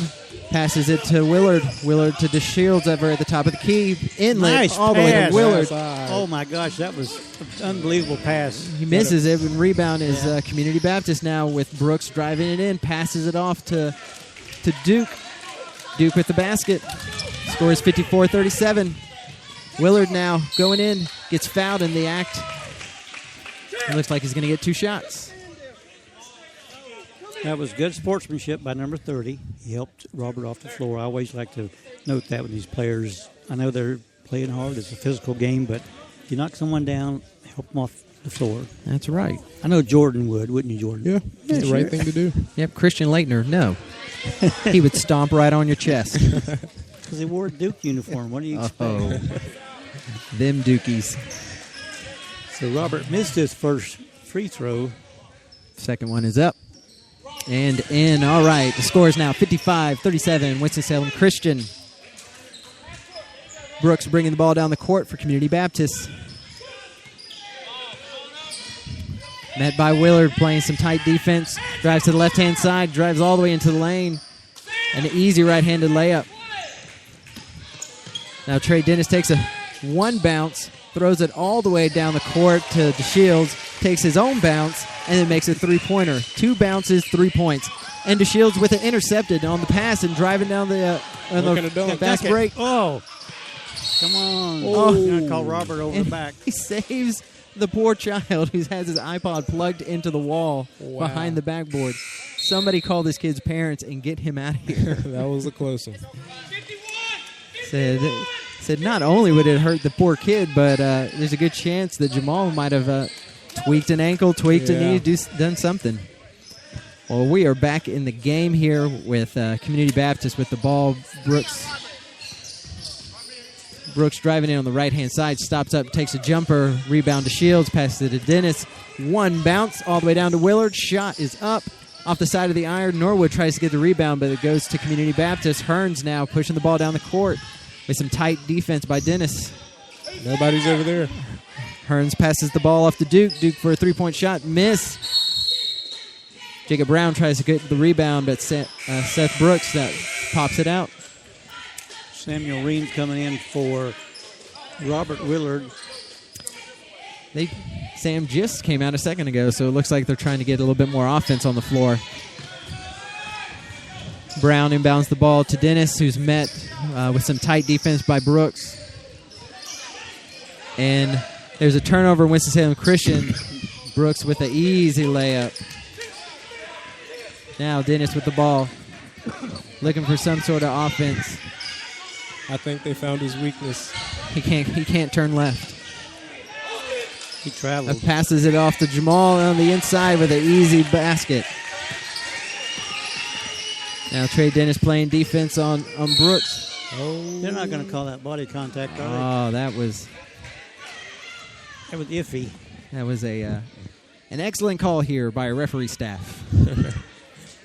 Yes, it was an excellent call because it was called by the referee. That's the only one that matters. Well, we have Brooks at the line now shooting free throws. First shot is up. Rattles out. Mr. Gore coming in for the Lions. He will be replacing Trey Dennis. Mike likes to call Mason Gore the Hurricane. He can create problems on the floor. I like that nickname. There you go. Bring it on over. Tell him it came from Triad Sports Coverage. Mason bringing the ball down the court. Oh, a reach-in foul by Brooks. Ticky-tack foul by Brooks. And, of course, Mason went to the hoop and he actually made the shot, but it's not going to count. It looked like he was in the act to me, Mike. Well, it was in the mind when he crossed the half-court line. I'm going to go take this ball to the hoop. All right. You got to move somebody. Seth Brown's now inbounds the ball to Jamal DeShields, who's met with some tight defense by Hearns. Jamal just driving the ball down the middle of the lane. Loses the handle now. Oh! And Hearns with a push and a technical. This is amazing. And we're in an uproar now. Jamal DeShields looks like he's going to get a couple of shots. And Jacob Brown just kind of laughing and hugging with his teammate.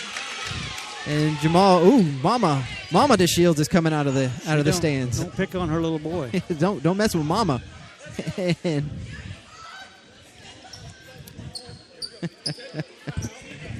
well, we have a technical foul here on the floor. This is pretty great. I know, Mike, you don't like it, but sometimes a little bit of emotion is fun to watch.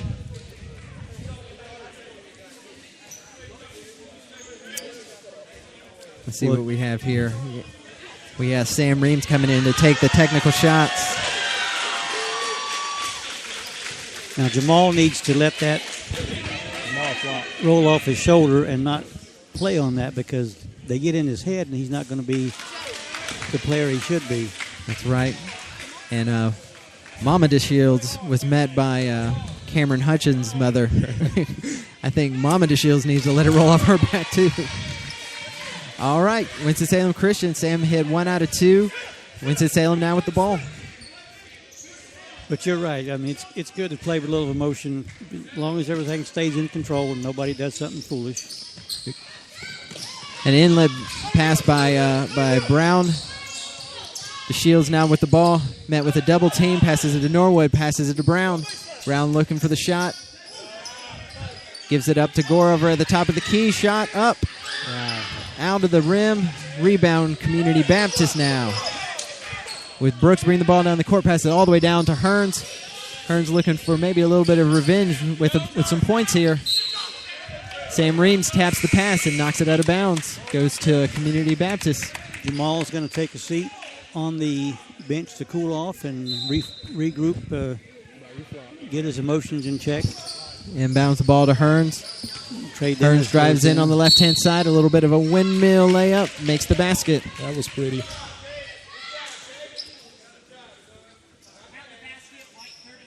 Hearns now was fouled in the act by Norwood. Looks like he's saying he's got 3 fouls. And we got a timeout on the floor. Let's go ahead and let's take a 30-second break, and we'll be right back. Today, community means more than the place you live. It's groups of people connected by shared interests and similar experiences. Your yoga class, your work colleagues, your book club. With all the communities in your life, shouldn't there be one for your financial life? We're First Community, financial experts here to work with you on your personal, business, investments, and insurance needs. That's the power of community. And we're back here. Mike, what were you saying while we were on break? Well, I think it was a good move by the referee to call that technical and stop that from escalating the next couple possessions down the floor, because if you let kids get away with some stuff, as you know as a player, they'll keep on going at it. And I'm going to tell you, I think we would have less technical fouls if we did what my parents did with hug it out. Hug it out. Just go hug it out. Said, I just shoved you. Hug it out. Well, we have a free throw here that Hearns just missed, and rebound went to Community Baptist, and Duke with the layback puts it back in. Scores 62-46. Winston-Salem Christian. Getting a little bit out of control, and Coach McKinney is not happy. He goes to the bench, and Robert Willard going to take Mr. Dennis out, and he's wiping his hands off like it slipped. I know I do that all the time. I'm like, whoops. Well, now Seth Brooks bringing the ball down the court here for Community Baptist. He crosses the timeline, met by Gore. We're playing some tight defense. Moving his feet real well. They're going to call a foul on Mason on the floor. All right, ball now inbounded underneath the basket by Hearns. Community Baptist. Brooks gets it's like a triple pick right there. Misses the three-pointer, though, but rebounds Community Baptist for Hearns. Hearns now getting trapped down in the corner. Drives the baseline, passes it to Seth Brooks. Three-pointer again, off the side of the rim. Rebound, Jacob Brown. He just has the green light. There you go. And Sam Reams driving the ball in. He's more of a shooter, less of a driver. Not a ball handler, that's for sure. They're going to call another body foul on Mason Gore. He's starting to get to that point to where he's not moving his feet anymore. Jamal DeShields is going to go back in for Jacob Brown.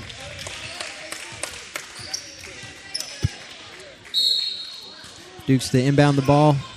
Inbounds into Hearn and a three-point shot. Out of the iron. Rebound. Joshua Hedges. Josh got the rebound. Said he's got two good ankles. Gore bringing the ball down the court. Drives into the lane. Left-handed layup.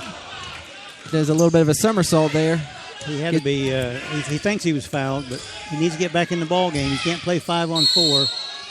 Hearns now with a three-point shot and fouled. He gets a chance for a 4-point play. See, this game is starting to come right back into Community Baptist. They're only down by 13 right now. Score is 62-49 with 3 minutes left in the third quarter. Brown goes in for Hedges, and Gore comes out for Trey Dennis. Oh, I guess Trey stayed on the... He's got the starters back out again. Willard now bringing the ball down the court. Passes is Jacob Brown. Pump fake.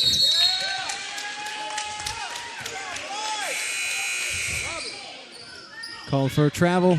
Robert has 4 fouls, and Joey McKinney takes him out and puts Mr. Hedges back on the floor. All right. Community Baptist now with the ball. Seth Brooks bringing the ball down the court. Takes a pick. 3-point shot. Up. Off the side of the iron. Hedges goes up for the rebound. Ball is off of Community Baptist and stays with Winston-Salem Christian now. Hedges to bring pass the ball in. Here's the Trey Dennis, who's mad about the 3-point line now by Seth Brooks. Drives it in, passes it Jamal. Jamal drives in the middle of the lane. Right-handed layup and in. Now Jordan, he should have dunked that. Yeah. And if he dunks that, what's going to happen here? I would have got on the court. That's what I like to hear. All right, Community Baptist now with the ball. A shot, air ball, rebound Hedges. Passes to Trey Dennis, pushing the ball down the court. He stops at the free throw line. Shot is up and out. Rebound, Community Baptist, who's also pushing down the court. Hearns now stops for a three. It's up and in. He likes a shot. He likes a shot. I think if they're going to come back, I think it's going to be on the shoulder of Hearns. They need to guard him. We got a timeout here on the floor. 11-point ball game, and that 18, 19-point lead kind of disappeared for the Lions. So Jordan, what's Joey telling him in the huddle right now? Telling him to calm down, regroup, and be ready. I would say that you guys, Winston-Salem Christian have a definite height and size advantage. Yeah. You would imagine that he would use these big post-up players and just get them to post up with Jacob Brown, who can just grab the ball, hold it in the air, just turn and just a little hop. Yep. Well, it's a full court press here coming out of the timeout by Community Baptist. Ball is inbounded here to Jamal DeShields, who dribbles the ball behind his back, drives into the lane. Right-handed layup and good. Coast to coast, put a move on him in the lane and bounce it off the glass. Maybe that's the play. Give the ball to Jamal, just drive it in, see what happens. Well, Hearns now with the ball, trying to drive in past DeShields, drives into the lane, right-handed layup drive. In. That kid is all of a sudden on fire. Yeah. So nobody's stopping the ball here. See, I disagree with that call, not because it's against Winston-Salem Christian, but if you watch every time they bring the ball down floor, both teams, they palm the ball. It's a common occurrence in college, pros, everywhere. Yep. Well, now Hearns bringing the ball down the court. Met by Brown up at the top. Passes a 3-point shot. Out. Rebound, Hedges. Josh Sorry. Hedges. That's my man, Josh. Trey Dennis was fouled. No call. Passes to Jamal DeShields.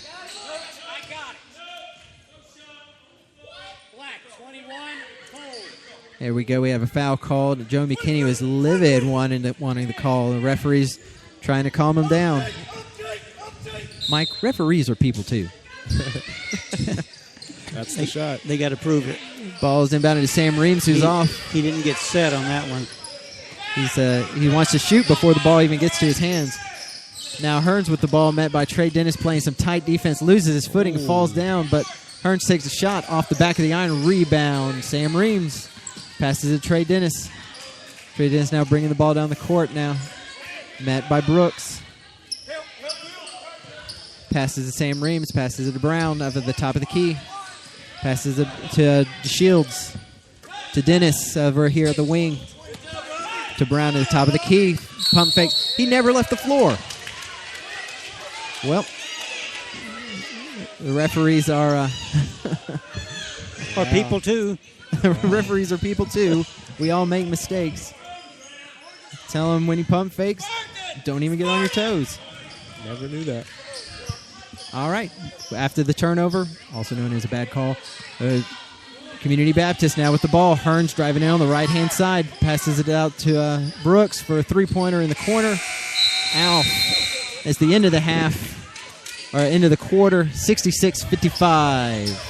Mike. 11 points, and if that three had gone, it would have been a below double-digit lead, and that could have been there's something psychological about breaking that 10-point deficit, and all of a sudden number 20 lights up a couple of threes, and then you got a 3 or 4 point ball game. So this is going to be a real interesting fourth quarter. Yeah. I know that Coach McKinney is going to coach his heart out because that's what he does, but these kids from Community Baptist, I mean, they're gamers. I mean, they can make some noise, so it's going to be fun to watch. What are you seeing there? What are you seeing, Jordan, happening in the game? Right now, Community's making a good comeback, and the Lions, they just need to slow it down, waste some clock, and just do things right. It looked like in that first half they were Community Baptist was just relying on Seth Brooks to create the offense to put the points on the board, but it looks like Hearn now, who's their point guard, Jake Hearn is being the 1-2 punch now. Yeah. That last 3-point shot was with Hearn bringing the ball down the court, and he drives in and kicks it back out to Brooks on the same side, who's already drawn the whole defense to him. He had a wide open three there, and just as he's missed it, he could have made it. Still can't forget about him, though. That's right. All right, Community now passes the ball in to Hearns, who passes it to Duke, and Brooks, who's going to stand up here about the half-court line and just wait for the offense to form around him. Right now, the Lions look like they're in some sort of 2-3 zone. Like a 2-3 zone. To Duke. Duke with a long three-point shot and in. Dennis passes a long pass over to DeShields, who sizes up the defense. Dennis with a nice cut. DeShields keeps the ball, passes to the Hedges, passes it. Nice play by Hedges. That was a great look. When Jamal cut to the basket, Josh just lobbed it over the defender's head and easy layup. And he is fouled. Now he gets to make an old-fashioned three-point play.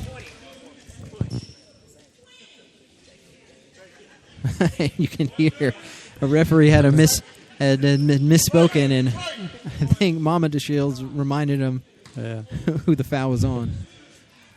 Okay, Jamal's first shot is up and in. Score now is 69-58 with a full court press here. Oh, Jamal, that was a dumb foul. You don't want to. That might be 4.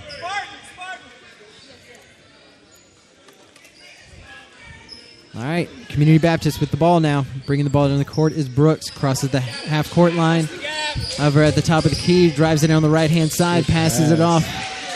Missed shot, rebound. Community Baptist, missed shot, rebound now. Winston-Salem Christian passes to Jamal. Alley-oop. And off. And it looks like we have an injury on the floor here. He got a cramp. Yeah, I think it's a cramp. He definitely left the floor there hard. Yeah. But again, that was Hedges under the bucket on that rebound, and I think he was fouled. And Jacob Brown was the one who was going up for the alley-oop and just kind of looked like he jumped from his heel instead of from his toes. I think he saw the defense and was like, please don't pass the ball in the air like that. but he's shaking it off. Yeah, I think he just got a cramp in his lower leg, it looks like. I know those cramps can be so painful. Oh, man. And they got to be scary, too. You know, you pull a muscle, it feels like a cramp. You do something, it all feels like a cramp, and you're just hoping, let me work this out and get back out there. It looked like we had a foul on the floor. Mr. Hedges will be going to the line for... First shot is up and in. Josh got so excited he was ready to go back and play some more defense. All right, I like defense. All right, second shot. Up. Rattles out. Madison Norwood aggressive on the board, but he knocked the ball out of bounds. That was a good move by Madison. I like to see him being aggressive under the board. Score now is 70-58. Winston-Salem Christian with 7 minutes left in the game. Ooh, Brooks with a long three-point shot and made it. That was an NBA three-pointer. Now Dennis bringing the ball down the court for Winston-Salem. It's a 9-point lead. I had a close steal, a layout defense, and Dennis keeps the ball. Now McKinney yelling for the timeout, gets it back.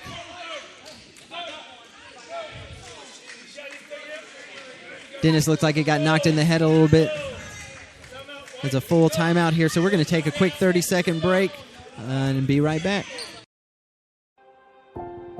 It's a new year, and most people are trying to make a new start. And many of us are trying to make a lasting impact in 2015. Here at the River Church, we believe the greatest way to do that is by connecting with God this year. So we want to invite you to be part of a growing movement that loves God, loves people, and is working to change the world around us, one person at a time. So why not join us this Sunday at 10 a.m. at North Davidson High School, where you will find relevant teaching, impactful, rocking worship, and a great and fun children's environment for your kids to learn more about Jesus. Check us out today at riverchurchlive.com. We're back. I never know if you're going to say that or Jordan's going to say it, but you know what? We are back. And we are in the gym, and we are watching a referee about to lose patience with a coach. Yep. And the best part is the visiting coach. I think they're having some clock issues. There's some, I think there is some issues with the. I was about to say 8 minutes is what the period goes to. I don't know what the time was when they were. Was it 6 minutes and something? You know what? There's a good chance that I could rewind this and find out. Let's go to the videotape. Said, if you ask me, I would put it in under a minute. With a 9-point lead, let's put 2.2 seconds. There you go. Just so you know, this is the Lions Basketball Network. So if you get the feeling that we're favoring the home team, that's why we're here, for the home team. That's right. Right, Jordan? Yep. There you go. But I will say one thing, that Community Baptist has a great ball club. Yeah. Well coached and some great players. They're like, Brooks, he works so hard. Look, he's just no emotion, just plays hard. Yeah, he's real calm and collective. Unexpected. But they are having their issues with the clock. And I think another game I did in this gym, we had a clock issue. It's a wireless. You know how wireless works, Mr. Baldridge. We got 6 minutes and 24 seconds left in the game now. I was going to say 6:24, but I didn't. Well, that's what I thought I said earlier before we went to break. But all right, Winston-Salem Christian now with the ball. Ball is inbounded all the way to the opposite end for Jamal DeShields, who's met by Hearns. Pushes the ball down the court across the timeline. Now drives it into the lane. Goes up right-handed layup off the glass. Miss. Almost a rebound, but now it goes to Community Baptist, who Hearns now is pushing the ball down the court on his own. Met by Willard. Hearns with a three-point shot. Off the back of the iron. Rebound. Hedges. Nice all pass. long pass to Willard, who spots up for a two. Easy bucket. All right, pedal to the metal, huh? Yep. All right, Brooks now bringing the ball down the court, met by DeShields. And this is the matchup I'd want to see. Dang. DeShields fouls Brooks in the act of a three-point shot. The bucket is good, and it looks like he gets a 4-point play.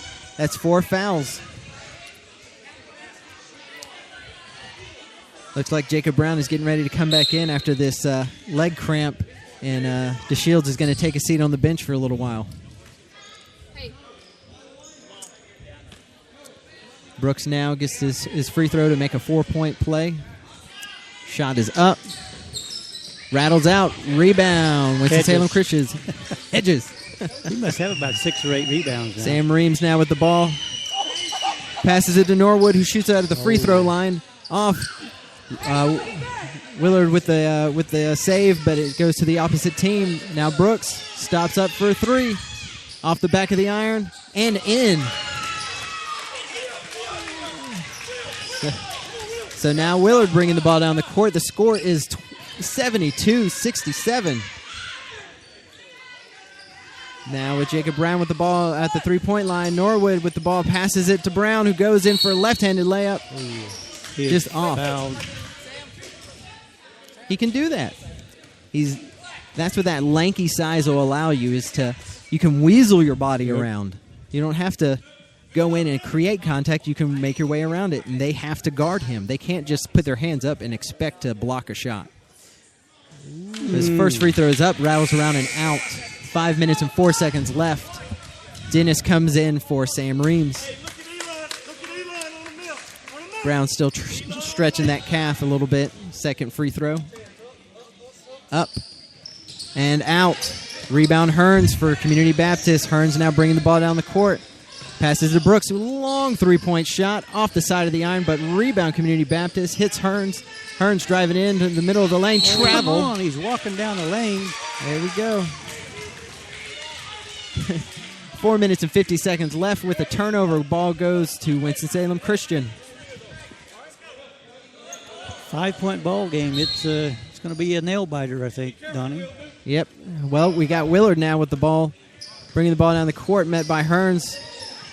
Passes it to Jacob Brown, who could just stand there if he wants to. There's no shot clock. There's no reason to even move the ball. Now he's got some defense, passes it to Dennis, who goes in the lane, picks up his dribble, passes it to Brown, who shoots a 3 off the side of the iron. Community Baptist now with the ball. Reach in on Hedges, I believe, number 11. Pedal to the metal. The score is 72-67. Winston-Salem Christian. What was the score at halftime, Mike? A whole lot to a whole little. Yeah, we had a 20-point lead at one point in time, and it just looks like, shooter's roll is starting to come in. Yep. Well, Hearns here at the free throw line. Shot is up. Rattles in. Score is now 72-68. Well, I knew we were in trouble when I saw Seth Brooks get off the bus and shoot one from the parking lot. Nothing but net. No. Well, Burton is now in for Norwood. Logan Burton on the floor. Second shot is up and in. Taking this down to a 3-point one-possession game now. Dennis now commanding the offense, bringing the ball down the court, met by Brooks, who's making him stay with that left hand. Passes to Hedges and just shooting a 3. He drives it into the lane. Seth Brooks now. It's a 1-point game. Timeout. Goes to Community Baptist.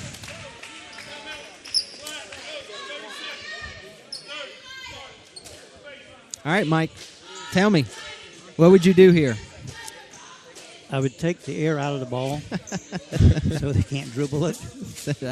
I'd go and I'd unplug all the lights and just end the game. Well, I tell you that the Lions are facing a pretty good task here with Jamal having 4 fouls, Robert Willard having 4 fouls, 4 minutes and 11 seconds, and all of a sudden you go from a walk in the park to a 1-point ball game. And now we're going to find out just what these players have inside them that they can regroup and refocus on what they're here to do, and we'll see how it all plays out. That's right. Jordan, do you think with a 20-point lead, it got into their head and they just kind of they just slowed it down? It looks like nobody's going to the ball to help out. We're going to call a block on Trey Dennis. Well, you win some, you lose some. Trey Dennis got called for a block. I really thought it was a charge. But right now we have number 30, William Duke, shooting free throws. First shot. Up and out. Rebound. Jacob Brown. Long pass to Jamal. Drives into the lane. Wow. Oh, misses the layup, and he's frustrated with himself now. Hearns bringing the ball down the court for Community Baptist now. Drives it into the lane. Gets blocked by Burton. I'm going to call a jump. Oh, jump ball. The ball stays with Winston-Salem Christian. Excellent defensive play by Burton. Heads up, keeping his eye on the ball no matter where it is in the offensive player's hand. Brown now inbounding the ball. It looks like there's a little bit of a full court press here. Just making him pick up the pace. Brown now with the ball. Get it across midcourt.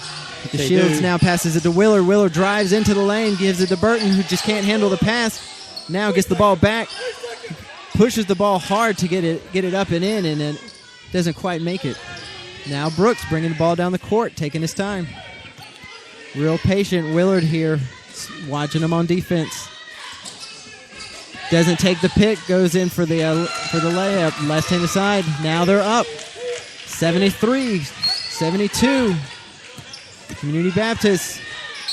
Jamal going in for a layup. That's the second layup he's missed. Community with the foul, though. 3 minutes and 4 seconds left. The tides have turned here for Winston-Salem Christian. Community Baptist now in the lead by 1 point. Reams is going to go in for Jamal, apparently. If he makes both free throws. I guess he's going to go in for Logan Burton.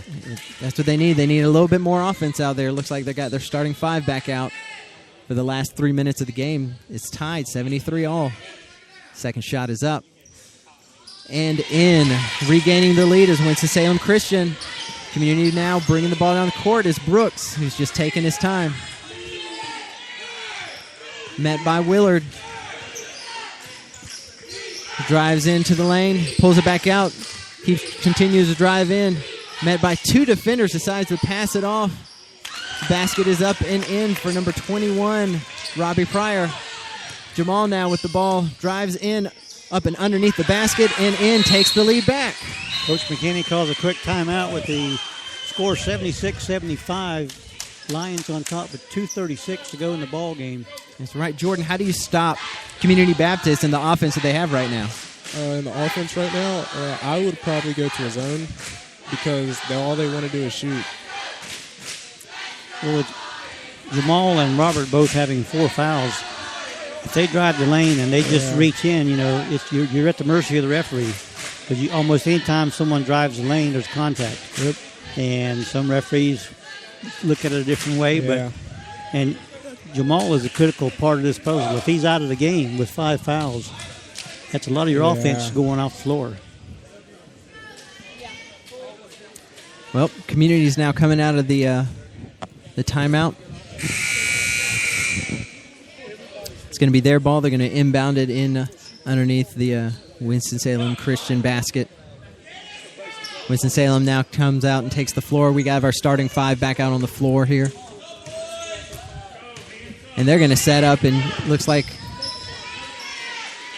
they're going to go back to a 3-2 type of zone. They're really watching that three-point shot. Hands are up in the air now. With Brooks bringing the ball down the court. Met by Dennis. Over to Willard. Brooks keeping the ball. Drives it into the lane. Oh, blocked Winston-Salem Christian now with the ball. Willard gets trampled on over here. That was good sportsmanship, too, by number 30 from Community Baptist. From Duke. He knocked Robert down. He was going for the ball, nothing intentional, and he helps him up. I mean, that's...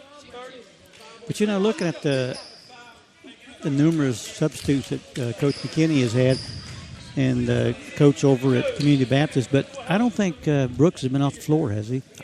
No, he hasn't.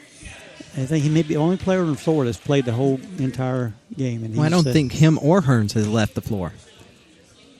Well, Willard with his free throws. First shot is up off the side of the rim. Score is still 76-75. Winston-Salem Christian with 2 minutes and 17 seconds left in the game. Willard now with his second shot. Shot is up and in, extending the lead to 2. Brooks bringing the ball down the court. Met by Dennis. Passes it to Hearns. Hearns sizing up the defense, drives it down to the line, drives into the lane. Rebound, Community Baptist kicks it all the way out to Brooks, who drives into the lane now with Brown, who intercepts the pass but couldn't handle it. Shot is up by Community Baptist. Rebound, Winston-Salem Christian with DeShields driving into the lane. Makes the layup. Beautiful. Mike is about to have a heart attack. I've watched Jamal 2 years do that. It's amazing how he just kind of goes right to the bucket. Well, Brooks with a three-pointer. Rebound, Winston-Salem Christian off to the races all the way down to Willard. Pulls it back out. Gives it to Jamal, who takes a shot off the side of the iron. Rebound, Dennis, smallest guy on the floor. Timeout, McKinney. You see how into the game Joey is. Trey Dennis gets the rebound amongst the trees, has nowhere to go, and right away, timeout. Well, that's right. And Joey is asking them, or Coach McKinney is saying, burn the clock, burn the clock. We're down to 1 minute and 18 seconds left. That was an ill-advised shot that Jamal took here in the corner. They could have brought it back out and probably ran 20 or 30 seconds. And force them to foul you, because they'll start fouling if we got 4-point lead right now. If we get it up to 6, they'll start fouling. Now, Jordan, if they start fouling, what does that mean for Winston-Salem Christian? What's the free throw situation look like for Winston-Salem? If they knock them down, they win the game. If they don't, Community has a chance to come back. Is free throws, is that something that Joey uses time in practice to go over, or is that something that you have to go home and work on your own? It's both. Yeah. All right, we are coming out of the timeout here. Winston-Salem Christian with Jamal DeShields inbounding the ball underneath the basket.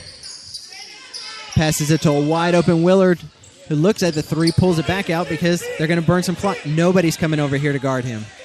Now he's got number 32, Chance Yates. Passes it to Jacob Brown. They're definitely burning the clock now. They just need to take care of the ball and draw a foul.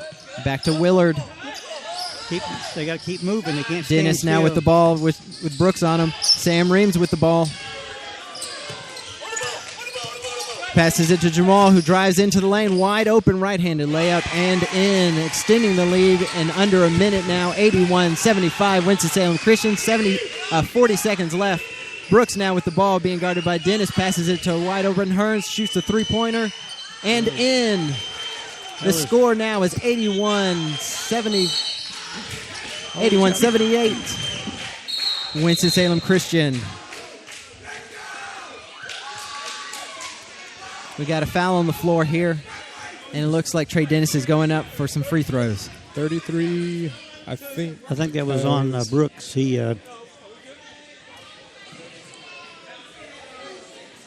so Trey will be going to the free throw line, and Jamal's going to give him some encouragement. Looks down at him. He's about a foot taller. said, all right, make the shot, and then you'll get the ball again and just make this one too. All right, good job. Here we go. We have some discussion. Yeah, they're going to add some time. All right, that looks like they're putting some time back on the clock. It says 27 right now, but they're going to put 28.6 seconds left on the clock. Score is 81-78. Winston-Salem Christian with Trey Dennis up shooting a pair. They're still trying to get the game clock reset to the 28. Was it 0.2 or? I think it was 0.8. 0.8. Mike, is this wireless? What's this technology that we have now? Do we have technology? Back when Mike played basketball, they went up there with the chisel onto the rock and chiseled in the score each time. They did that at Carmichael for a long time, too, didn't they? On the end of the court, that was the scoreboard. There you go. And now we have 5 minutes left in the game. That's wrong. That everybody in a white jersey is excited to see the end of this game with a tight margin the way it is now. But I'm really impressed with Brooks and also with number 20, Hearns. They look at them; they're spent. I mean, they've played one whale of a ball game. And I tell you what, no matter where Brooks is, he's a danger to put it in the hoop. Mm-hmm. Dennis with his first shot up off the front side of the iron. But now he knows where the rim is. Just put it over it now. He's got to make one to make it a two-possession game. Second shot is up. Off the iron, rebound, Community Baptist now. Some tight defense. Dennis now determined to get the ball back. DeShields guarding Brooks with the three-pointer, ties up the game. Timeout on the floor for Community Baptist now. 81-81, 18 seconds left.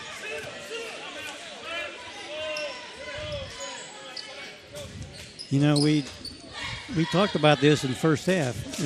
If we can outscore them by whatever it was, they can turn the tide on and look what they've done. Yep.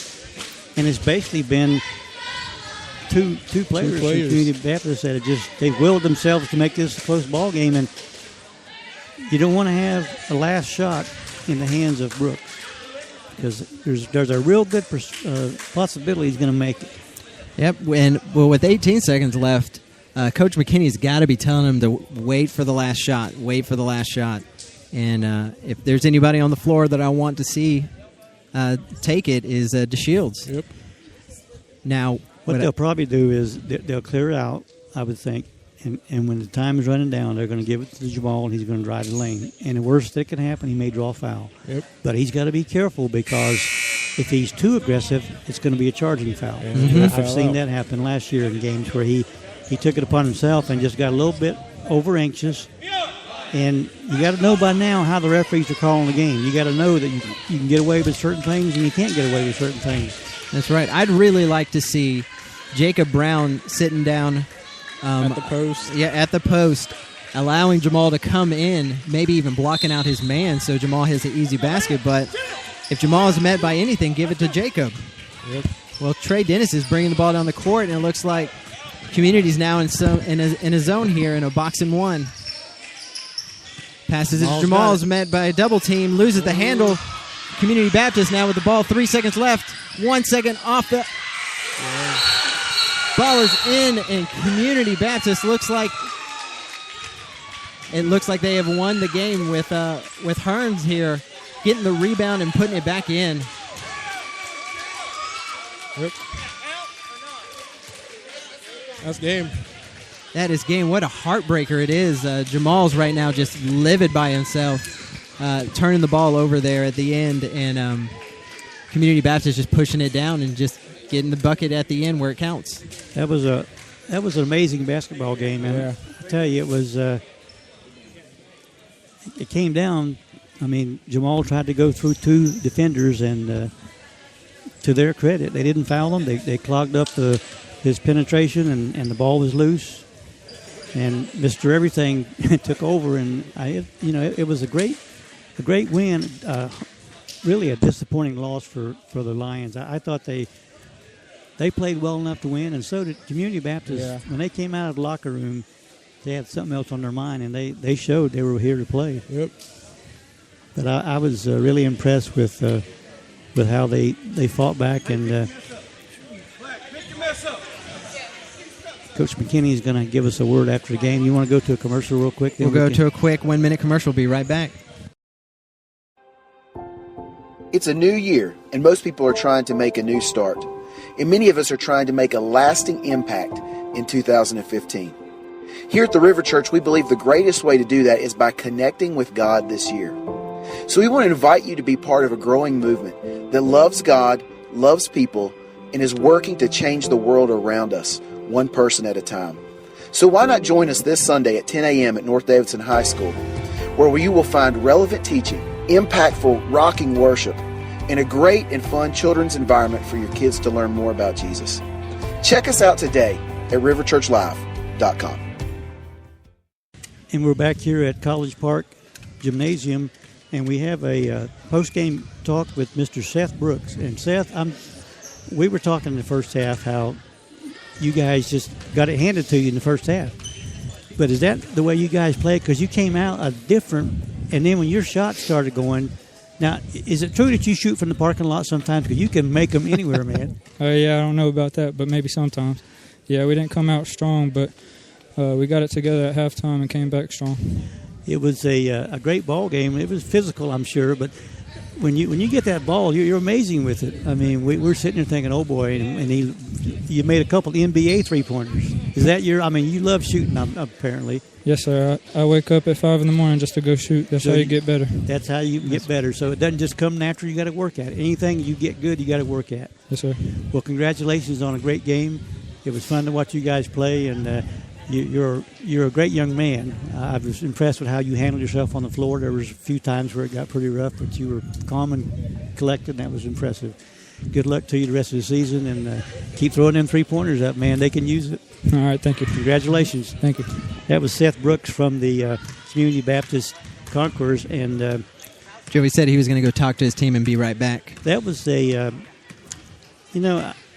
know everybody's disappointed, but man, if I had to pay to get in, it'd be worth the admission in that ball game. It was great. That's right. It was a team that just came out and got punched in the mouth and then went in at halftime and came out as a new squad. It reminds me of a movie I like to watch called The Mighty Ducks. Okay. They came out. They were struggling in the first half, in the first couple of periods, and then at the last period, they come out and they're a brand new team. They're starting to hit shots when it matters. More than one player's getting in on the offense. Looking at the Community Baptist players too. I mean, obviously Seth is a great shooter, but they're not real flashy.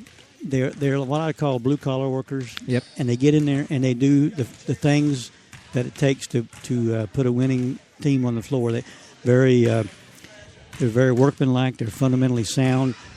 They're coached very well. I'm trying to get Cameron's attention because I need some copies of some stuff taken. Well, we're going to go ahead and take a quick 30-second break and be right back. Today, community means more than the place you live. It's groups of people connected by shared interests and similar experiences. Your yoga class, your work colleagues, your book club. With all the communities in your life, shouldn't there be one for your financial life? We're First Community, financial experts here to work with you on your personal, business, investments, and insurance needs. That's the power of community. And we are back here in Winston-Salem, North Carolina. I'm here with Mike Pettaway of TriadSportsCoverage.com.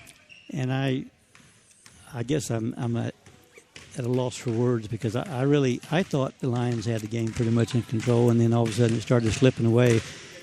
And I know Coach McKinney is proud of how his kids played, and I just had a note from my photographer. I'm not like you. I can't do 2 or 3 things at one time. I'm kind of a you give me a job to do and don't bother me, and I'll do that. I gotcha. I try to just do one thing and just do it poorly. But it's really ironic that the play that won the game for the other team involved Jamal, with him getting the ball taken away on that. And he was headed down the lane, straight down to the basket. Yep. It was excellent coaching by Community Baptist. He knew the play. We knew the play. And so the second that Jamal got the ball, they just collapsed down on it. They were prepared for that.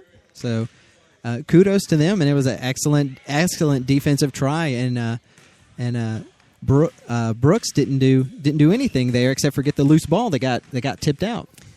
And he threw it up to, was it 21 that made the winning bucket? It was Hearns. It was number 20. 20 made the winning bucket. Yeah, Jacob Hearn drove down the lane and made that winning shot at the buzzer. And it was, I mean, I know everybody said, did the horn go off? I think it was the shot was good. Looking at the clock and looking at when he released the ball, it was a good call by the referees. That's right. And I want to say too, I thought the referees did a real good job tonight, because a couple times it got kind of chippy out there, yeah. and they immediately put a stop to it, took control of it. And we noticed a couple of times that when the either bench got a little bit too loud, they would walk over and just say, it's time to calm down. We've had enough of it. And to everybody's credit, it stayed pretty calm. It obviously, the home crowd was hoping that the Lions would win win this big ball game. But it got from the opening season when they both played and they only scored like 50 or 60 points. But you can tell tonight that things were a little bit more in tune. They were gelling better. And I know Coach McKinney won't use excuses about being shorthanded, but, it's a different ball club that played tonight than played in the opening couple games for the Lions. But no matter who he puts on the floor, the one thing he gets is 100% effort. Those kids work hard. That's right. One of the things that I think Winston-Salem was missing was people going to the ball. Trey Dennis was they had really traded up the way that they were playing defense on him. Brooks was just completely shutting off his right hand, making him go to the left. And when Trey would have to pick up his dribble or would get double teamed, nobody came to the basketball. Yeah. And there was a few times and they've done this more than they should lately, is lazy passes that get swatted away, or a couple times a player wasn't paying attention and he gets the ball by surprise and he walked with it or did something and created a turnover. And those kind of things, I guess in the heat of the moment, those kind of things happen. I know that these players don't do this stuff intentionally. I mean, they're out there to win a ball game. And a lot of times it's how the player reacts to the adversity. Some players it affects more than others. Some of them, I don't think you can get in their head, but there's some players you can, and it affects them. And I feel bad for Jamal because he's such a great ball player. Reached 1,000 points tonight, and when they put the game on his shoulders, and it wasn't meant tonight. It didn't happen for him. That's right. But you take nothing away from Community Baptist. As you said, they're a well-coached team, and the players they've got are absolutely. You could take any one of those players and build a team around them because they work hard. They understand basketball, and they really is that. That's ours. We're going to go ahead and take a quick 30-second break. Today, community means more than the place you live. It's groups of people connected by shared interests and similar experiences. Your yoga class, your work colleagues, your book club. With all the communities in your life, shouldn't there be one for your financial life? We're First Community. Financial experts here to work with you on your personal, business, investments, and insurance needs. That's the power of community. We're here with the Community Baptist coach. And, Coach, that first half, it was like you guys weren't quite with it.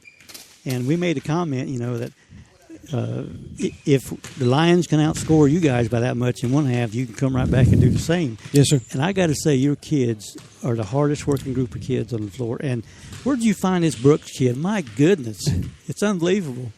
He went to Rockingham County Middle School, and I was his AAU coach the summer of his 8th grade year. And he came over and joined me, and I've had him for several years. He's a blessing. He's a leader in his church. He's a leader in his youth group. He's a leader in our school. He's a leader on the basketball court. And hopefully his leadership will take him to Methodist University to play basketball. And, his attitude and the way he carries himself, you wouldn't know he's scoring 25, 35, 40 points. He's a workman. He goes out there and does it. And how did you guys do that? How did you come back from that almost 20-point deficit? What did you do? What did you tell your players to do? I told my players that our shots would start falling. They weren't falling in the first half. And the Lions did a great job making good, open, or contested looks and rebounding the basketball on the offensive end and putting them back in. They made all their free throws in the first half. Made a big difference. And I told our guys at halftime, you keep shooting, it'll start falling. And we live on the outside because of our size, and they started falling. And they did. And we mentioned that at halftime, that if these three-pointers start going, you can take a big lead and dwindle it down really quickly. Yes, sir. And it came down to that last possession. That was Jamal, of course, from Winston-Salem Christian. His intent was to drive the lane. Yes, sir. And hopefully either make a basket or get fouled. But the ball got loose, and your defense did what they're supposed to. He's a great player, number 3. I told my guys the last time out, I said, who of the 5 of you have the guts to stand in front of him and not let him penetrate? And Seth said, I got him. Same leadership. Mm-hmm. So and that's what he did. And I applaud him for that. Mm-hmm. Well, we've done quite a few ball games this year, even some college games, and I want to say that this was one of the best basketball games I've seen. Yeah. Your coaching style and the way those kids respond to you, it's fun to watch. And yes, sir. Things got kind of chippy, but you know what? That you got to have emotion to play sports. Yes, sir. I thought it was necessary to call timeout when it became a little heated, and just tell them to relax. Mm-hmm. And we were here to play a great game of basketball, and we did. And got to hand it to the Lions. Every time we've played them this year, which is the 3rd time, it's been a great ball game. Mm-hmm. Yeah, you can tell. I mean, there's some good talent, and yes, you both go at it tooth and nail. Yes, sir. But I'm telling you, there's no substitute for that 3-point shooter. You got that boy can. I mean, you must feel good if you know you're down 10 points and we still got 5 minutes to go. And I told my assistant coach the last 3 possessions of the game, I'm going to sit here and be quiet. You didn't hear me say a word. And I just let them do what they do. Well, it was a great time for us. I mean, good basketball, good coaching, and the whole atmosphere was great. And you're a good coach. Thank you. You got some fine young men. We appreciate having the opportunity to cover them. It was fun to watch them. So Thank you for having us. Good luck to you the rest of the year. I know you're going to win some ball games, and you're going out to Dayton, Tennessee, I think, too, aren't you? Yes, sir. We're actually fortunate to be the defending Division V national champions. Right. And we're going to go back and try to defend. Well, good luck to you. We have a very small school. We're 48 in high school. Wow. That's it. So that places us in a different division than you guys because you're a little larger, I think. And but we'll see you there because your coach said he was going. Coach McKinney, they said they were going to go out there. Well, good luck to you out there, and good luck to you the rest of the season. And great. Good luck to the Lions. Well, I really appreciate Miranda and everything that she does to reach out to schools like us that aren't in a conference and allow us the opportunity to play great competition. Well, it was definitely a game to be remembered tonight. And, again, congratulations. Thanks. And keep up the good work. Thank you. Thank you. We'll see you guys later. Okay. It was the coach from Community Baptist who did a tremendous job with those kids. I mean, I just don't – I know that it was, again, a heartbreaker for the Lions, but we can see if we can get Coach McKinney's attention here. I don't know if he wants to come on the air. Here he comes. Here he comes. Yep. So Coach McKinney is going to have a word with us, and Coach, it was to say it was quite a ball game. I think it doesn't do it justice because it was really, and obviously it was a game of 2 halves because you had them covered for the first 2 quarters. And what do you think the difference was in the second half? We just don't play good enough defense right now. I mean, they had this kid, great player, 33, Seth Brooks. Seth Brooks. He shot the ball lights out. I mean, he's a great player, but as a team, we can't let 2 guys beat us. And in the scorebook, it looks like Seth had 30-some points. I didn't tally it up just now. He had 23 at halftime, so I know. Yeah, and then Jacob Hearn, he had a real good ball game, but our defense is just not where it needs to be. And then also, we don't trust our players don't trust our offense right now. We didn't run. They went man, and as soon as they went man on us, we could not run anything, and that's when the game changed in the second half. Or actually, it started changing a little bit before the second half. But it's never I don't fault our players at all. Our coaches have got to do a better job, and myself has got to do a better job of coaching.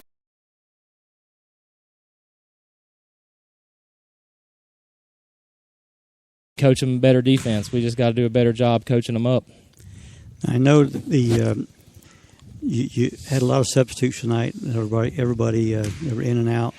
But then you had some foul trouble toward the end of the ball game with Robert and Jamal both had 4 fouls. And, of course, that's always an issue when you're trying to, win a close ball game and your best player, your offensive threat, has got to be on pins and needles because he's got 4 fouls. And you never know when the referee's going to blow one against him if he's just running down the floor.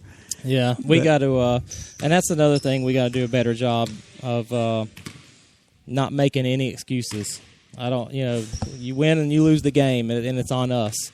We can't make excuses, and we missed a lot of layups tonight.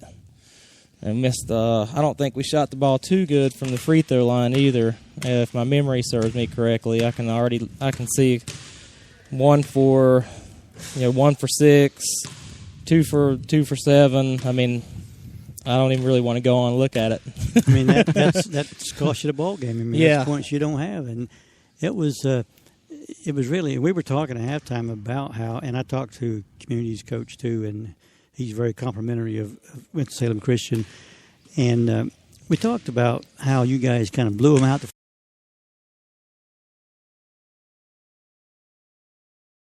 The Lions did the first half. The Conquerors could do the second half. Right. And lo and behold, we didn't mean to be prophetic, but it came true. I mean, when Brooks started hitting those NBA range 3-pointers, I mean, he told me he gets up at 5 o'clock in the morning to practice shooting. I believe it. And it shows. I mean, the kid works hard. I will say this about him. And last year at Reagan, those 2 kids that we played tonight, were every bit or better than any guards that we seen last year, even the Hatfields from Tabor. The Hatfield twins gave us fits at Reagan last year, and I made the comment to the coaches on the sideline tonight that these guys were as good or better than them. Anytime you have 2 guys that can shoot like that, you're never out of a game. I mean, it was just a great display of basketball by both teams, but I know that it's a heartbreaker to have a game in your hands and just watch it slip away. Mm-hmm. And then, what made it even worse was the week of practice that we had was really good. Uh-huh. I mean, we practiced really good this week. In the first half, we was like, yeah, it's paying off. And probably the big mistake that I made as a coach is we worked maybe too much on their 2-3 zone. And it showed. We shot them out of the 2-3 zone, and probably too soon. We maybe should have missed a few earlier, and they'd have stayed in it, and we could have kept, because that's what killed us once they went to the defense, man defense. That's we're going to have to fix it, because anybody now, that's scouted us or knows, the first thing that I would do is play us man and make us execute. Yeah. Well, we got to regroup and come back tomorrow for another game against New Life Christian Academy out of Fayetteville. It's a 5 p.m. tip-off, I believe, right here at College Park. So your kids are probably going to be a little tired because they ran a lot tonight. Well, I told them tonight, no excuses. I don't want to hear any. We're not going to give them excuses. They can't give us. That's been our motto that we want is no excuses, and a chance to come out tomorrow and get this one behind us, get this bad taste out of our mouth. But I will say, though, that those kids, the Brooks kid I looked over at the coaches, and I was just like, did he make another one? I mean, it's amazing. It's shooting from 30 feet. I mean, we was like, what do we do? And it was just, it was all net. No, he didn't bounce it off the back. He just dead on, and he'd pull up and fire it, and you just had to hope he was going to miss them. Yeah. Yeah, I mean he's smart, good player. They're well coached, and good program. Well, we will see you tomorrow afternoon, same location for another ball game. It was a good fun game to watch, but of course it came out on the wrong end for us. Yeah, but it was very exciting. Put it that way. Yeah. So, we'll regroup and get it going again tomorrow. Sounds good. Thank you, Coach McKinney. All right, appreciate you guys. Thank you all for doing it. You bet. We're going to have to wrap this up because it's almost my curfew. I know it's Donnie's curfew. Oh, yeah, I've already gotten text. Uh-oh. Well, we better hit the road. But I will be back here tomorrow with Mr. Alec Hodges. You know that name, don't you? I do know that name. And we're going to bring you the game between Winston-Salem Christian and New Life Christian Academy.